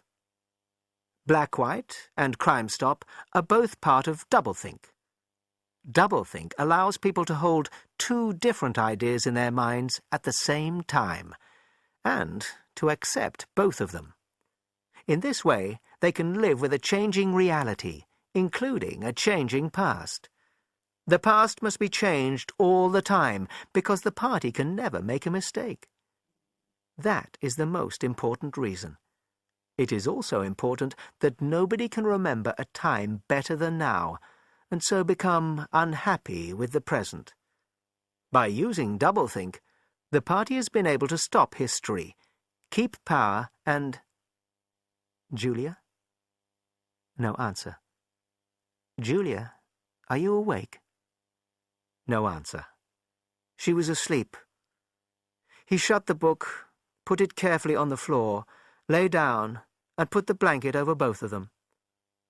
The book had not told him anything he did not already know, but after reading it, he knew he was not mad. He shut his eyes. He was safe. Everything was all right. When he woke, he thought he had slept a long time, but, looking at the old clock, he saw it was only 20:30. Outside he could hear singing. It was a song written in the Ministry of Truth, and a prole woman was singing it. If there was hope, thought Winston, it was because of the proles. Even without reading the end of Goldstein's book, he knew that was his message. The future belonged to the proles. Party members were the dead. "We are the dead," he said. "We are the dead," agreed Julia. "You are the dead," said a voice behind them. They jumped away from each other. Winston felt his blood go cold. Julia's face had turned a milky yellow. "You are the dead," repeated the voice. "It was behind the picture," breathed Julia. "It was behind the picture," said the voice. "Stay exactly where you are. Do not move until we order you to." It was starting. It was starting at last. They could do nothing except look into each other's eyes. They did not even think of running for their lives or getting out of the house before it was too late. It was unthinkable to disobey the voice from the wall. There was a crash of breaking glass. The picture had fallen to the floor. There was a telescreen behind it. "Now they can see us," said Julia. "Now we can see you," said the voice. "Stand in the middle of the room. Stand back to back. Put your hands behind your heads. Do not touch each other." "I suppose we should say goodbye," said Julia. "You should say goodbye," said the voice. There was a crash as a ladder broke through the window. Soldiers came in. More came crashing in through the door. Winston did not move, not even his eyes. Only one thing mattered. Don't give them an excuse to hit you. One of the soldiers hit Julia hard in the stomach. She fell to the floor, fighting to breathe. Then 2 of them picked her up and carried her out of the room, holding her by the knees and shoulders. Winston saw her face, yellow with pain, with her eyes tightly shut as they took her away from him. He did not move. No one had hit him yet. He wondered if they had got Mr. Charrington. He wanted to go to the toilet. The clock said 9, meaning 21 hours, but the light seemed too strong for evening.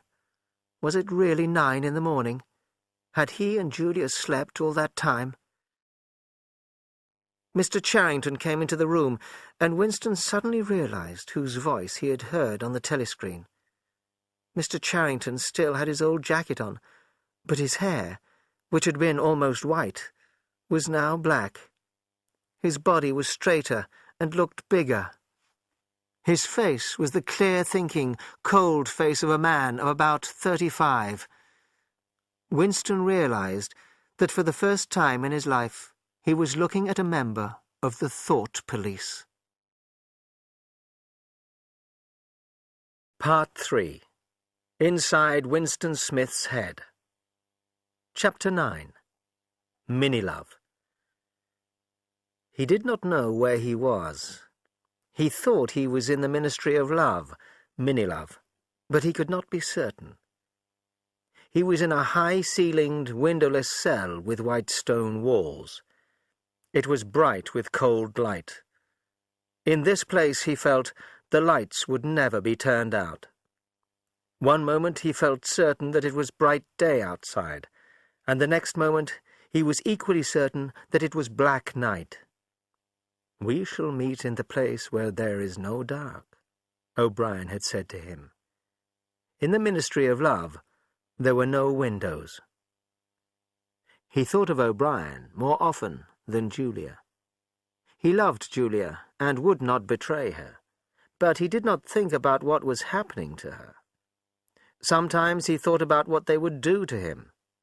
He saw himself on the floor, screaming through broken teeth for them to stop hitting him. O'Brien must know he was here. O'Brien said the Brotherhood never tried to save its members, but they would send him a razor blade if they could. One cut, and it would all be finished. In his cell, there was a continuous noise from the machine that brought air in from outside. A narrow shelf went round the wall, stopping only at the door, and at the end opposite the door there was a toilet with no wooden seat. There were 4 telescreens, 1 in each wall. He was hungry. It might be 24 hours since he had eaten. It might be 36. He still did not know, probably never would know, if it had been morning or evening when the soldiers took him. Since then, he had been given no food. He sat on the narrow shelf without moving, with his hands crossed on his knees. He had already learned not to move too much. If you moved around, they shouted at you from the telescreen. But he wanted food so badly, especially a piece of bread. He thought perhaps there was a small piece in the pocket of his overalls. His need for the bread grew stronger than the fear. He put a hand in his pocket. "Smith!" shouted a voice from the telescreen. 6079 Smith, W. Hands out of pockets in the cells. He crossed his hands on his knee again. There was a sound of marching boots outside. A young officer, black-uniformed, with an emotionless face, stepped into the cell. He waved to the guards behind him, and they brought in a man who they were holding by the arms. It was Ampleforth, the man who rewrote poems for the party. The cell door closed behind him. Ampleforth walked up and down the cell. He had not yet noticed Winston. He was dirty, wore no shoes, and had not shaved for several days. The hairy half-beard gave him a criminal look that was strange, with his large, weak body and nervous movements. Winston thought quickly. He must speak to Ampleforth, even if they shouted at him through the telescreen. It was possible that Ampleforth had the razor blade for him. "Ampleforth," he said. There was no shout from the telescreen. Ampleforth stopped walking up and down. He seemed surprised. It took him a moment to recognize Winston. "Ah, Smith," he said. "You too. What are you in for?" Ampleforth put a hand to his head, trying to remember. There is something," he said. "We were working on a poem, and I didn't change the word God. It was necessary in the poem. There was no other word, so I left it." For a moment he looked happy, pleased with his work on the poem. "Do you know what time of day it is?" asked Winston. Ampleforth looked surprised. "I hadn't thought about it. They took me. It could be 2 days ago, perhaps 3. He looked round the cell. "There is no difference between night and day in this place. You can never know the time." They talked for a few minutes, then, for no clear reason, a voice from the telescreen told them to be silent. Winston sat quietly, his hands crossed. Ampleforth was too large for the narrow shelf, and moved from side to side. Time passed. 20 minutes, an hour. Again there was a sound of boots. Winston's stomach turned to water. Soon, very soon, perhaps now, the boots would come for him. The door opened. The cold-faced young officer stepped into the cell. He waved his arm at Ampleforth. "Room 101, he said. Ampleforth marched out between the guards. He looked a little worried, but did not seem to understand what was happening to him. More time passed. It seemed like a long time to Winston.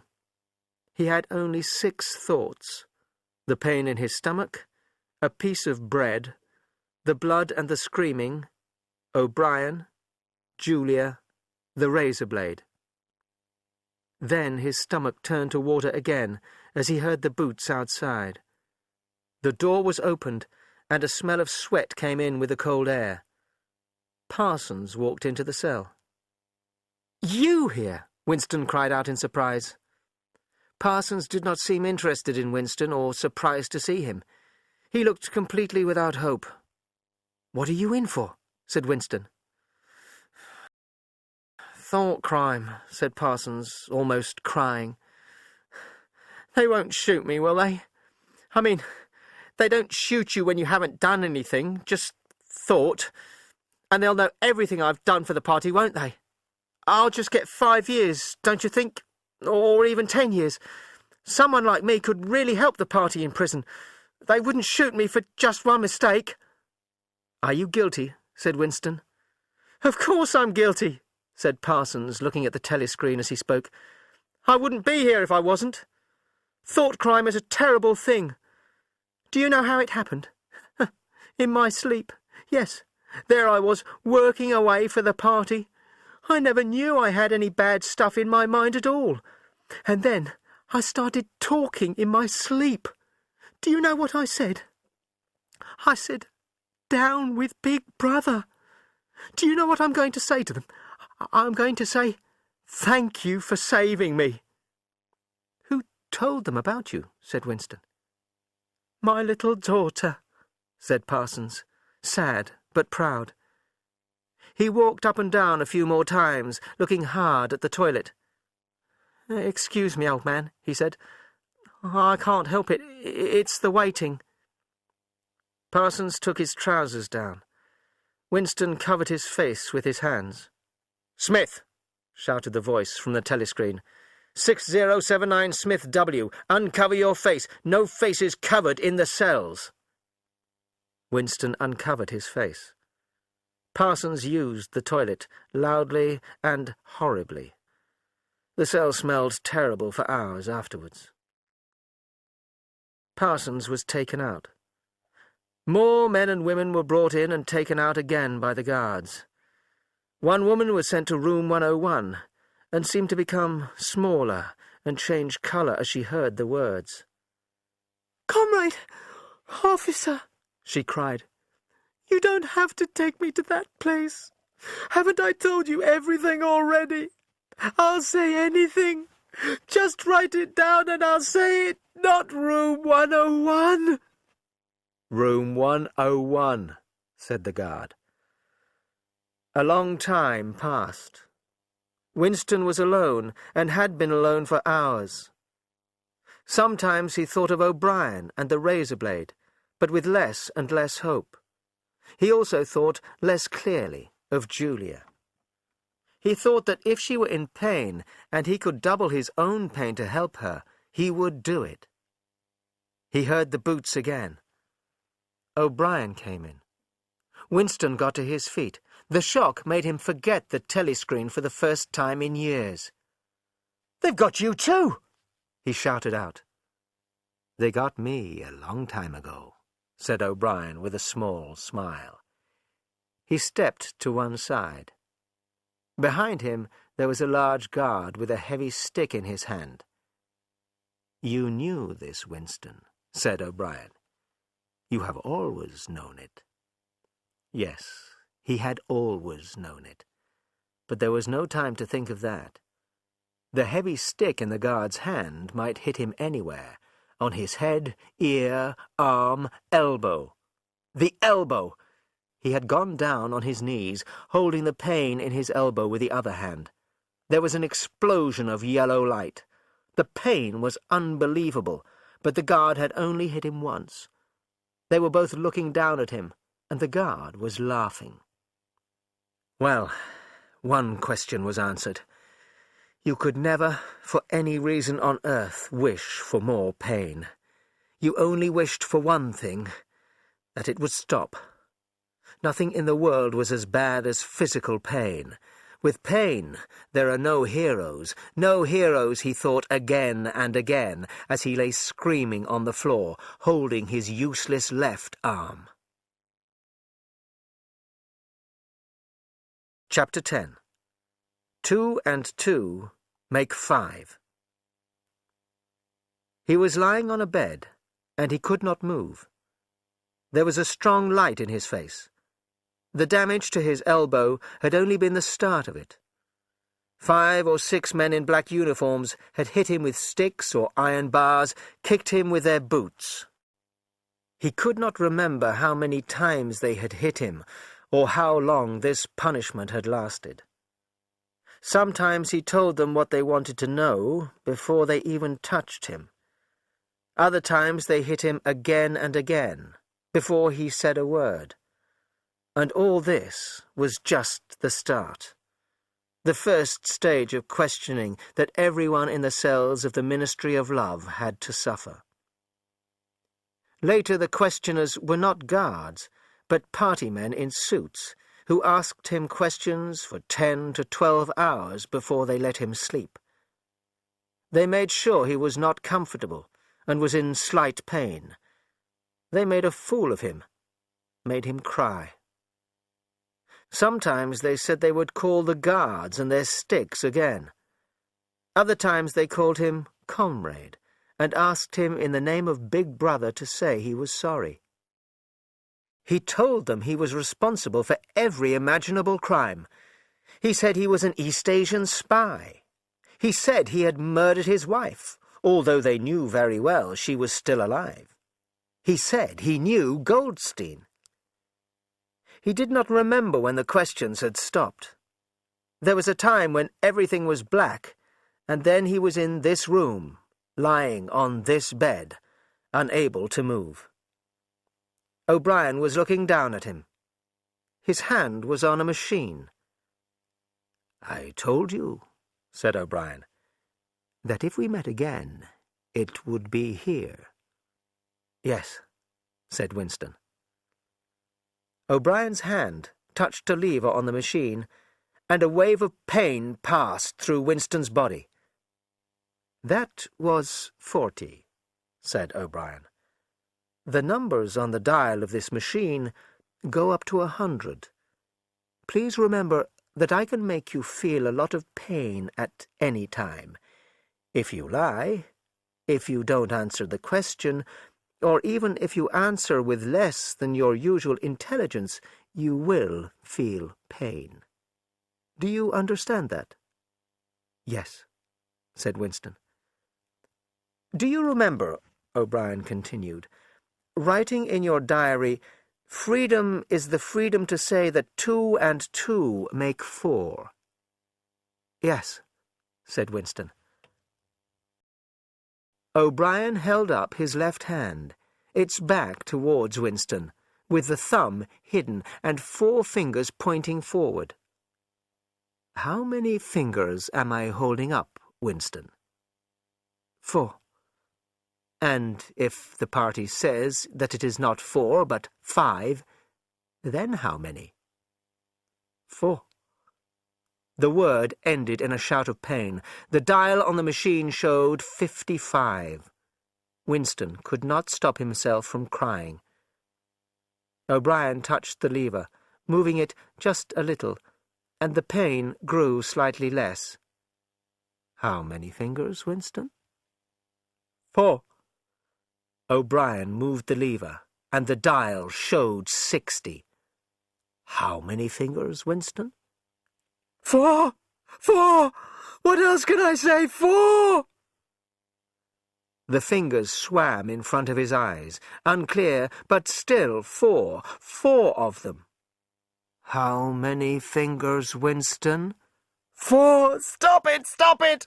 How can you continue? 4! 4! "How many fingers, Winston?"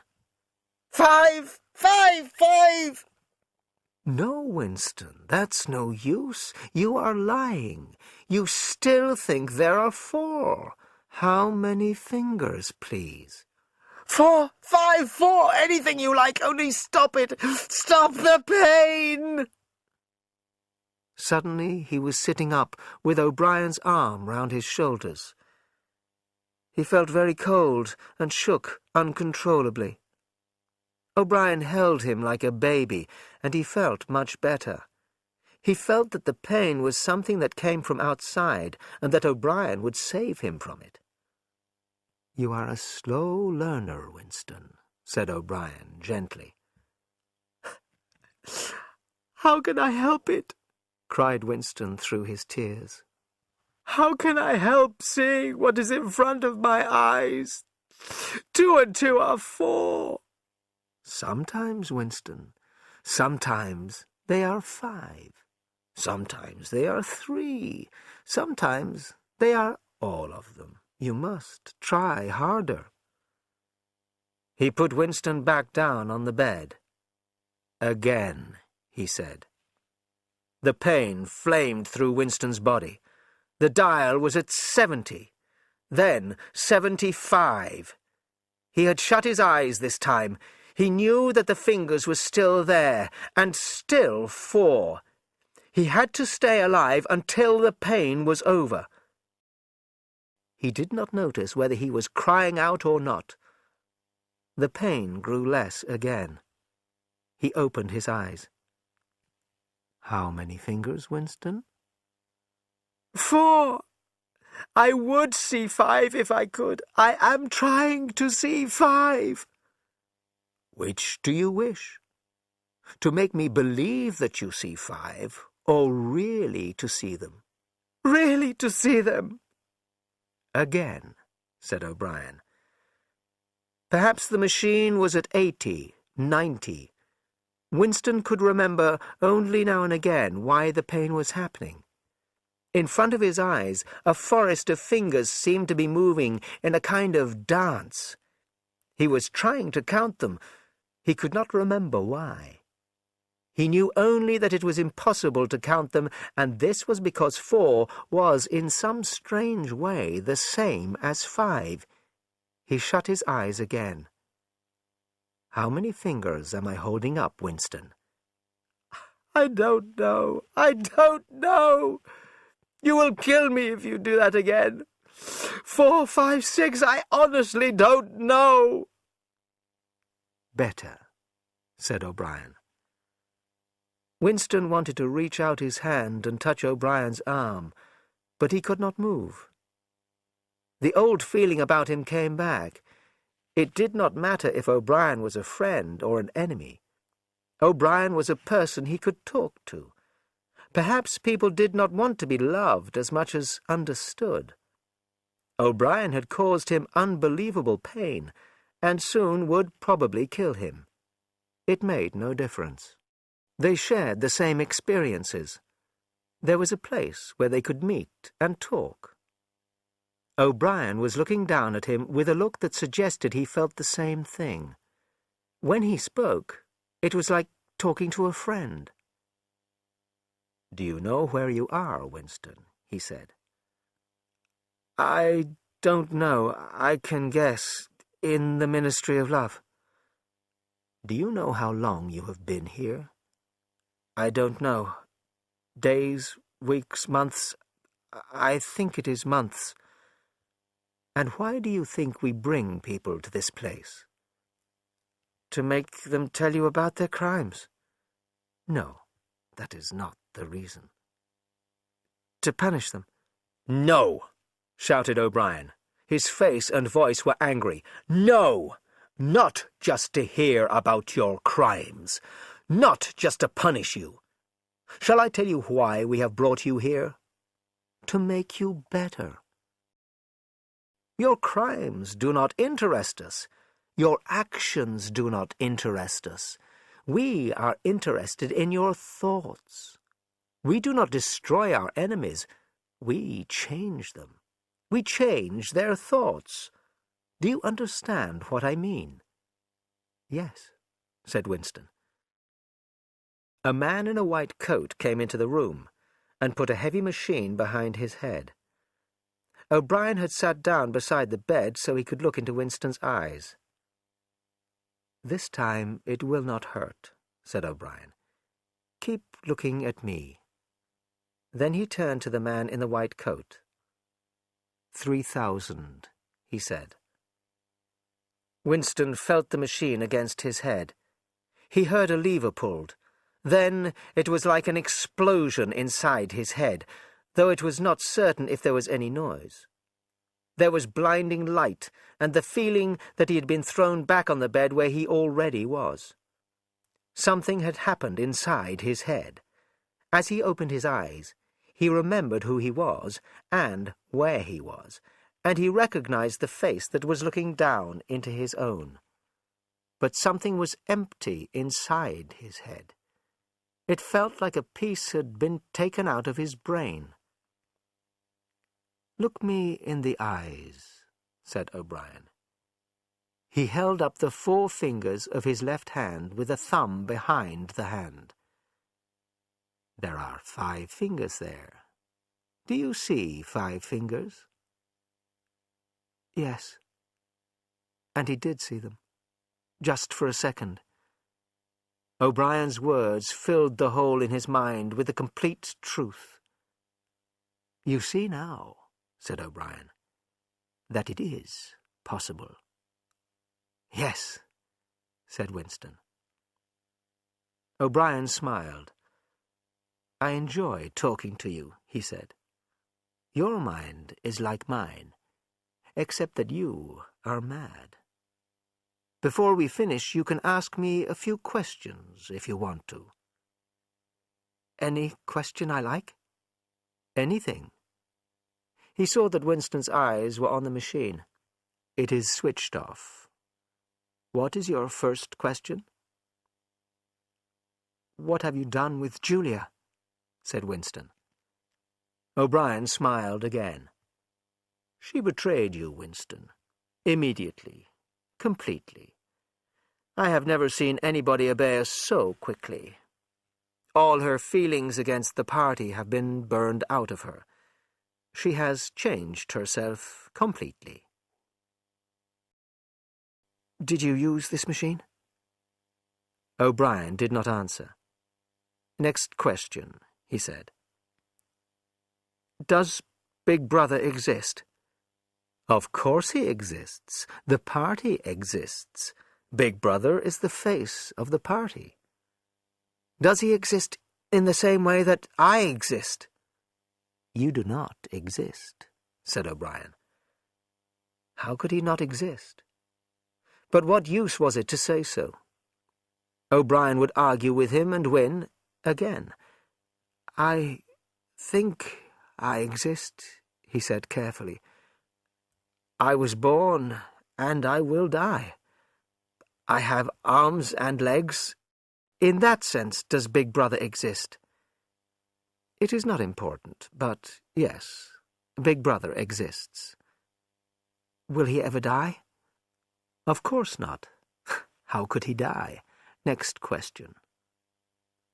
"Does the Brotherhood exist?" "That, Winston, you will never know. If we choose to free you, and if you live to be 90 years old, you will never learn whether the answer to that question is yes or no." Winston lay silent. His chest moved up and down as he breathed. He still had not asked the first question that had come into his mind. He wanted to ask it, but he could not move his tongue. O'Brien was smiling. "He knows," thought Winston, suddenly. "He knows what I am going to ask." As he thought that, the words fell out of his mouth. "What is in room 101? O'Brien was still smiling. "You know what is in room 101, Winston. Everyone knows what is in room 101. Chapter 11. The Last Man. "There are 3 stages in returning you to society," said O'Brien. "There is learning, there is understanding, and there is acceptance. It is time for you to begin the 2nd stage." As always, Winston was lying flat on his back. He was still tied to the bed, but these days he was not tied so tightly. The machine, too, was less frightening. He could stop them using it if he thought quickly enough. O'Brien pulled the lever only when he said something stupid. Winston could not remember how long this stage had lasted. Weeks, possibly, or how many times he had lain down on the bed talking to O'Brien. "You have read the book, Goldstein's book, or parts of it," said O'Brien. "Did it tell you anything that you did not know already?" "You have read it," said Winston. "I wrote it. I was one of the people who wrote it. No book is written by one person, as you know." "Is any of it true?" "It describes our situation truthfully, yes. Its solutions make no sense at all. The proles will never attack the party or even criticize it. Not in 1,000 years or 1,000,000. They cannot. I do not have to tell you the reason. You know it already. The party will rule for all time. Make that the starting point of your thoughts. Now, let us turn to the question of why we are ruling. What do you think?" Winston said what he thought O'Brien wanted to hear. "You are ruling over us for our own good," he said. "You believe that people are not able to govern themselves, and so—" He screamed. Pain had shot through his body. The machine showed 35. "That was stupid, Winston, stupid," said O'Brien. You should know better than to say a thing like that. He switched the machine off and continued. Now I will tell you the answer to my question. The party is only interested in power, not in the happiness of others, or money, or long life. We want power, only power, pure power, and we will never, never let it go. Now, do you begin to understand me? Winston thought how tired O'Brien looked. O'Brien moved forward in his chair, bringing his face close to Winston's. You are thinking, he said, that my face is old and tired. You are thinking that I talk of power, but I cannot stop my own body getting old. Can you not understand, Winston, that each person is only a very small part of something much bigger, and when the small part needs changing, the whole grows stronger? Do you die when you cut your hair? O'Brien turned away from the bed and began to walk up and down. You must understand that power belongs to the group, not to one person. An individual has power only when he belongs to a group so completely that he is not an individual any more. The party says that freedom is slavery, but the opposite is also true. Slavery is freedom. Alone, free, a human being will die in the end. But if he can be completely part of the party, not an individual, then he can do anything, and he lives for all time. The second thing is that power means power over the human body, but, above all, power over the human mind. We already control everything else. For a moment, Winston forgot about the machine. How can you say that you control everything? You can't control the weather. You don't even control the Earth.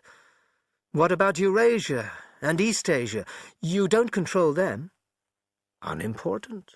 We shall control them when we want to, and if we did not, what difference would it make? Oceania is the world. Have you forgotten doublethink? Winston lay back on the bed. He knew he was right. O'Brien was saying that nothing exists outside your own mind. There must be a way of showing this was wrong. O'Brien was smiling. The real power, he said, is not power over things, but over men. He paused, and for a moment looked like a teacher talking to a clever schoolboy. How does one man show that he has power over another man, Winston?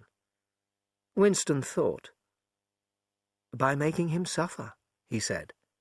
Exactly. By making him suffer. Power means causing pain. Power lies in taking human minds to pieces and putting them together again in new shapes of your own choice. Do you begin to see, then, what kind of world we are making? It is the opposite of the stupid worlds which people used to imagine, worlds of love and pleasure. We have built a world of fear and suffering and hate. We shall destroy everything else, everything. We are destroying the love between child and parent, between man, and between man and woman. In the future, there will be no wives and no friends. Children will be taken from their mothers when they are born.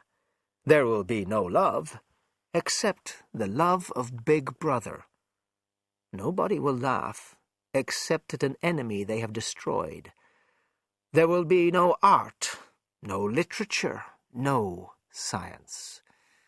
If you want a picture of the future, Winston, imagine a boot stamping on a human face forever. Winston could not say anything. His heart seemed frozen. O'Brien continued. You are beginning, I can see, to understand what that world will be like. But in the end you will do more than understand it. you will accept it, welcome it, become part of it. Winston was still just strong enough to speak. "You can't," he said weakly. "What do you mean, Winston?" "If a society were built on hate, it would fall to pieces." No, no. You think that hating is more tiring than loving. Why should it be? And even if it was true, what difference would it make? Winston was helpless again, unable to argue, unable to find the words to explain the horror that he felt. "Something will beat you," he said finally. "Life will beat you." We control life, Winston. And we control the way people are. People can be changed very easily, you know. "No, I know that you will fail. There is something in all human beings that will beat you." "And are you a human being, Winston? Are you a man?" "Yes." "If you are a man, Winston, you are the last man. Your kind of man is finished. Do you understand that you are alone? You are outside history. You do not exist." His voice changed as he gave Winston a hard look. "And you think you are better than us, because we hate and cause pain?" "Yes, I think I am better." O'Brien did not speak. Two other voices were speaking. After a moment, Winston recognized one of the voices as his own. It was the conversation he had had with O'Brien on the night he had joined the Brotherhood. He heard himself promising to murder another person, to cause the death of hundreds of innocent people, to make a child blind and destroy its face. O'Brien pressed a switch, and the voices stopped. "Get up from the bed," he said. Winston got off the bed and stood up with difficulty. "You are the last man," said O'Brien. "Are you really better than us? You're going to see yourself as you are. Take off your clothes." Winston took his dirty overalls off and saw himself in a three-sided mirror at the end of the room. He cried out at the horrible sight. "Move closer," said O'Brien. "Look at yourself closely in the three mirrors." Winston had stopped walking towards the mirror because he was frightened. A bent, grey-coloured thing was walking towards him in the mirror. His face was completely changed. He had very little hair, his back was bent, he was terribly thin. This looked like the body of an old, dying man. "You have thought sometimes," said O'Brien, "that my face, the face of a member of the inner party, looks old and tired. What do you think of your own face?" He pulled out a handful of Winston's hair. "Even your hair is coming out in handfuls. Open your mouth. 9, 10, 11 teeth left. How many did you have when you came to us? And they're dropping out of your head. Look here." He took hold of one of Winston's few front teeth between his thumb and two fingers. Pain filled Winston's face. O'Brien had pulled out the loose tooth. He threw it across the cell. "You're falling to pieces," he said. "You are dirty. Did you know you smell like a dog? What are you? Just a dirty animal. Now, look into that mirror again. That is the last man." Before he knew what he was doing, Winston had sat on a small chair near the mirror and started to cry. "You did it," he said, through his tears. "You made me look like this." O'Brien put a hand on his shoulder, almost kindly.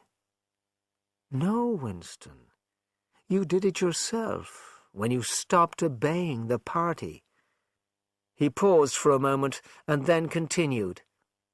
"We have beaten you, Winston. We have broken you. You have seen your body. Your mind is in the same state. There is nothing that we did not make you do." Winston stopped crying.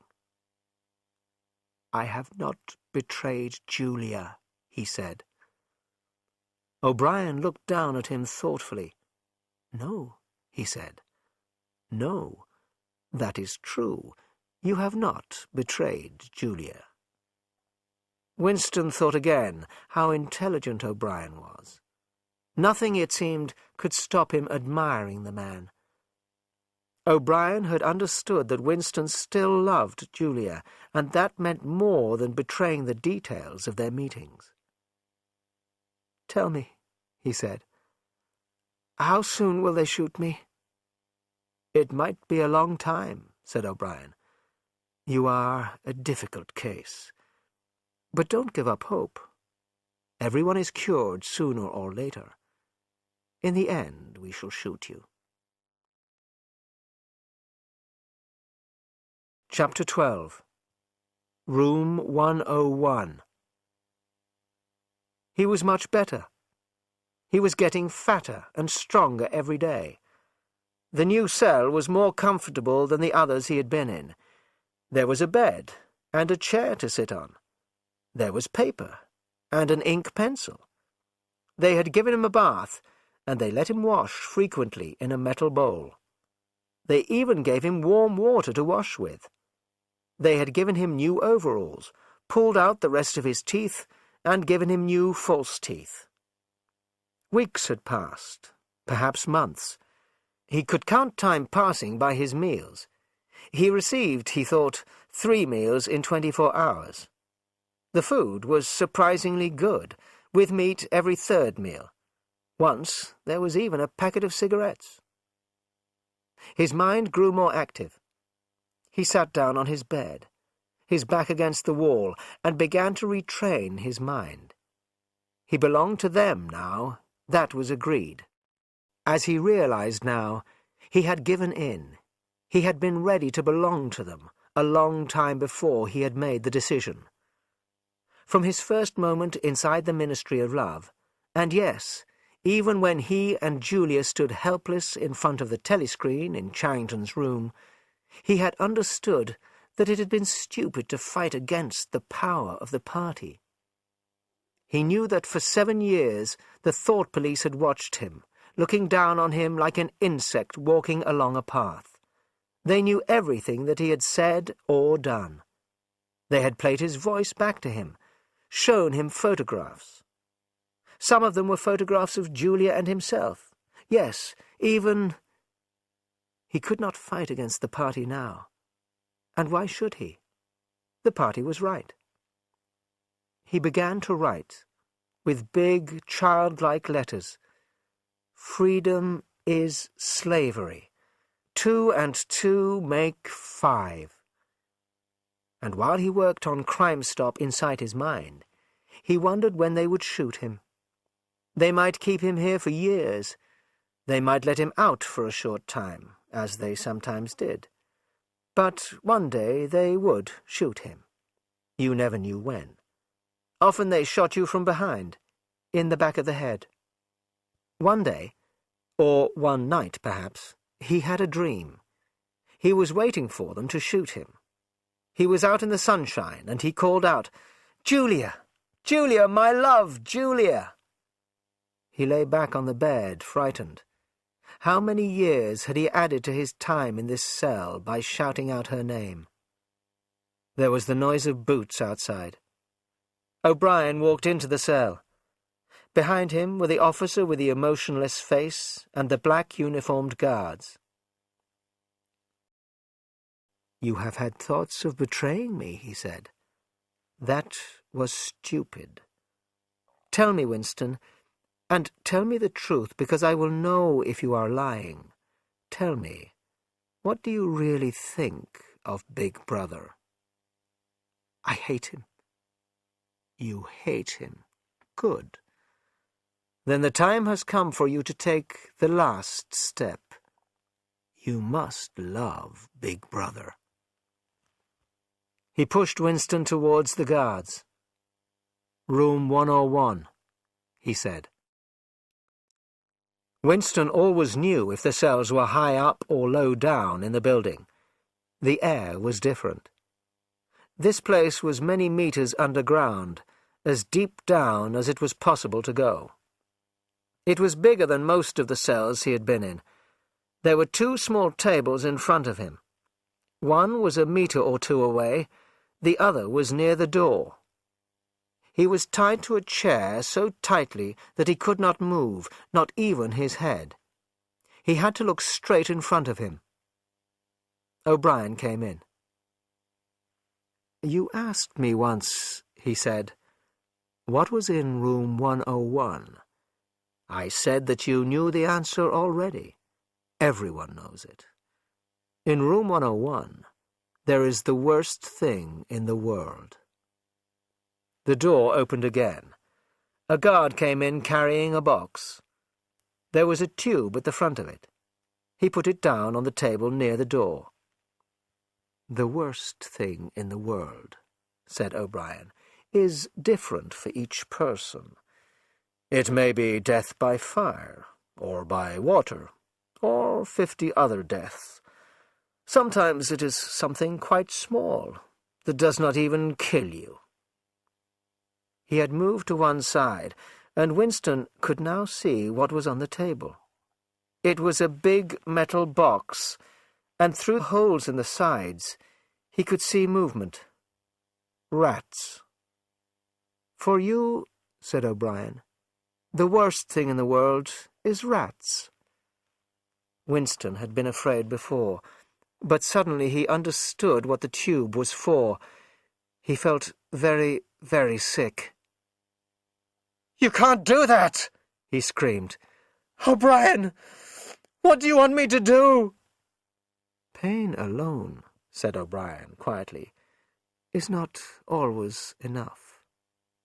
The rat," he continued, like a teacher giving a lesson, "eats meat. In the poor parts of the town, a mother cannot leave her baby outside, because in 10 minutes there will only be bones left. Rats are also very intelligent.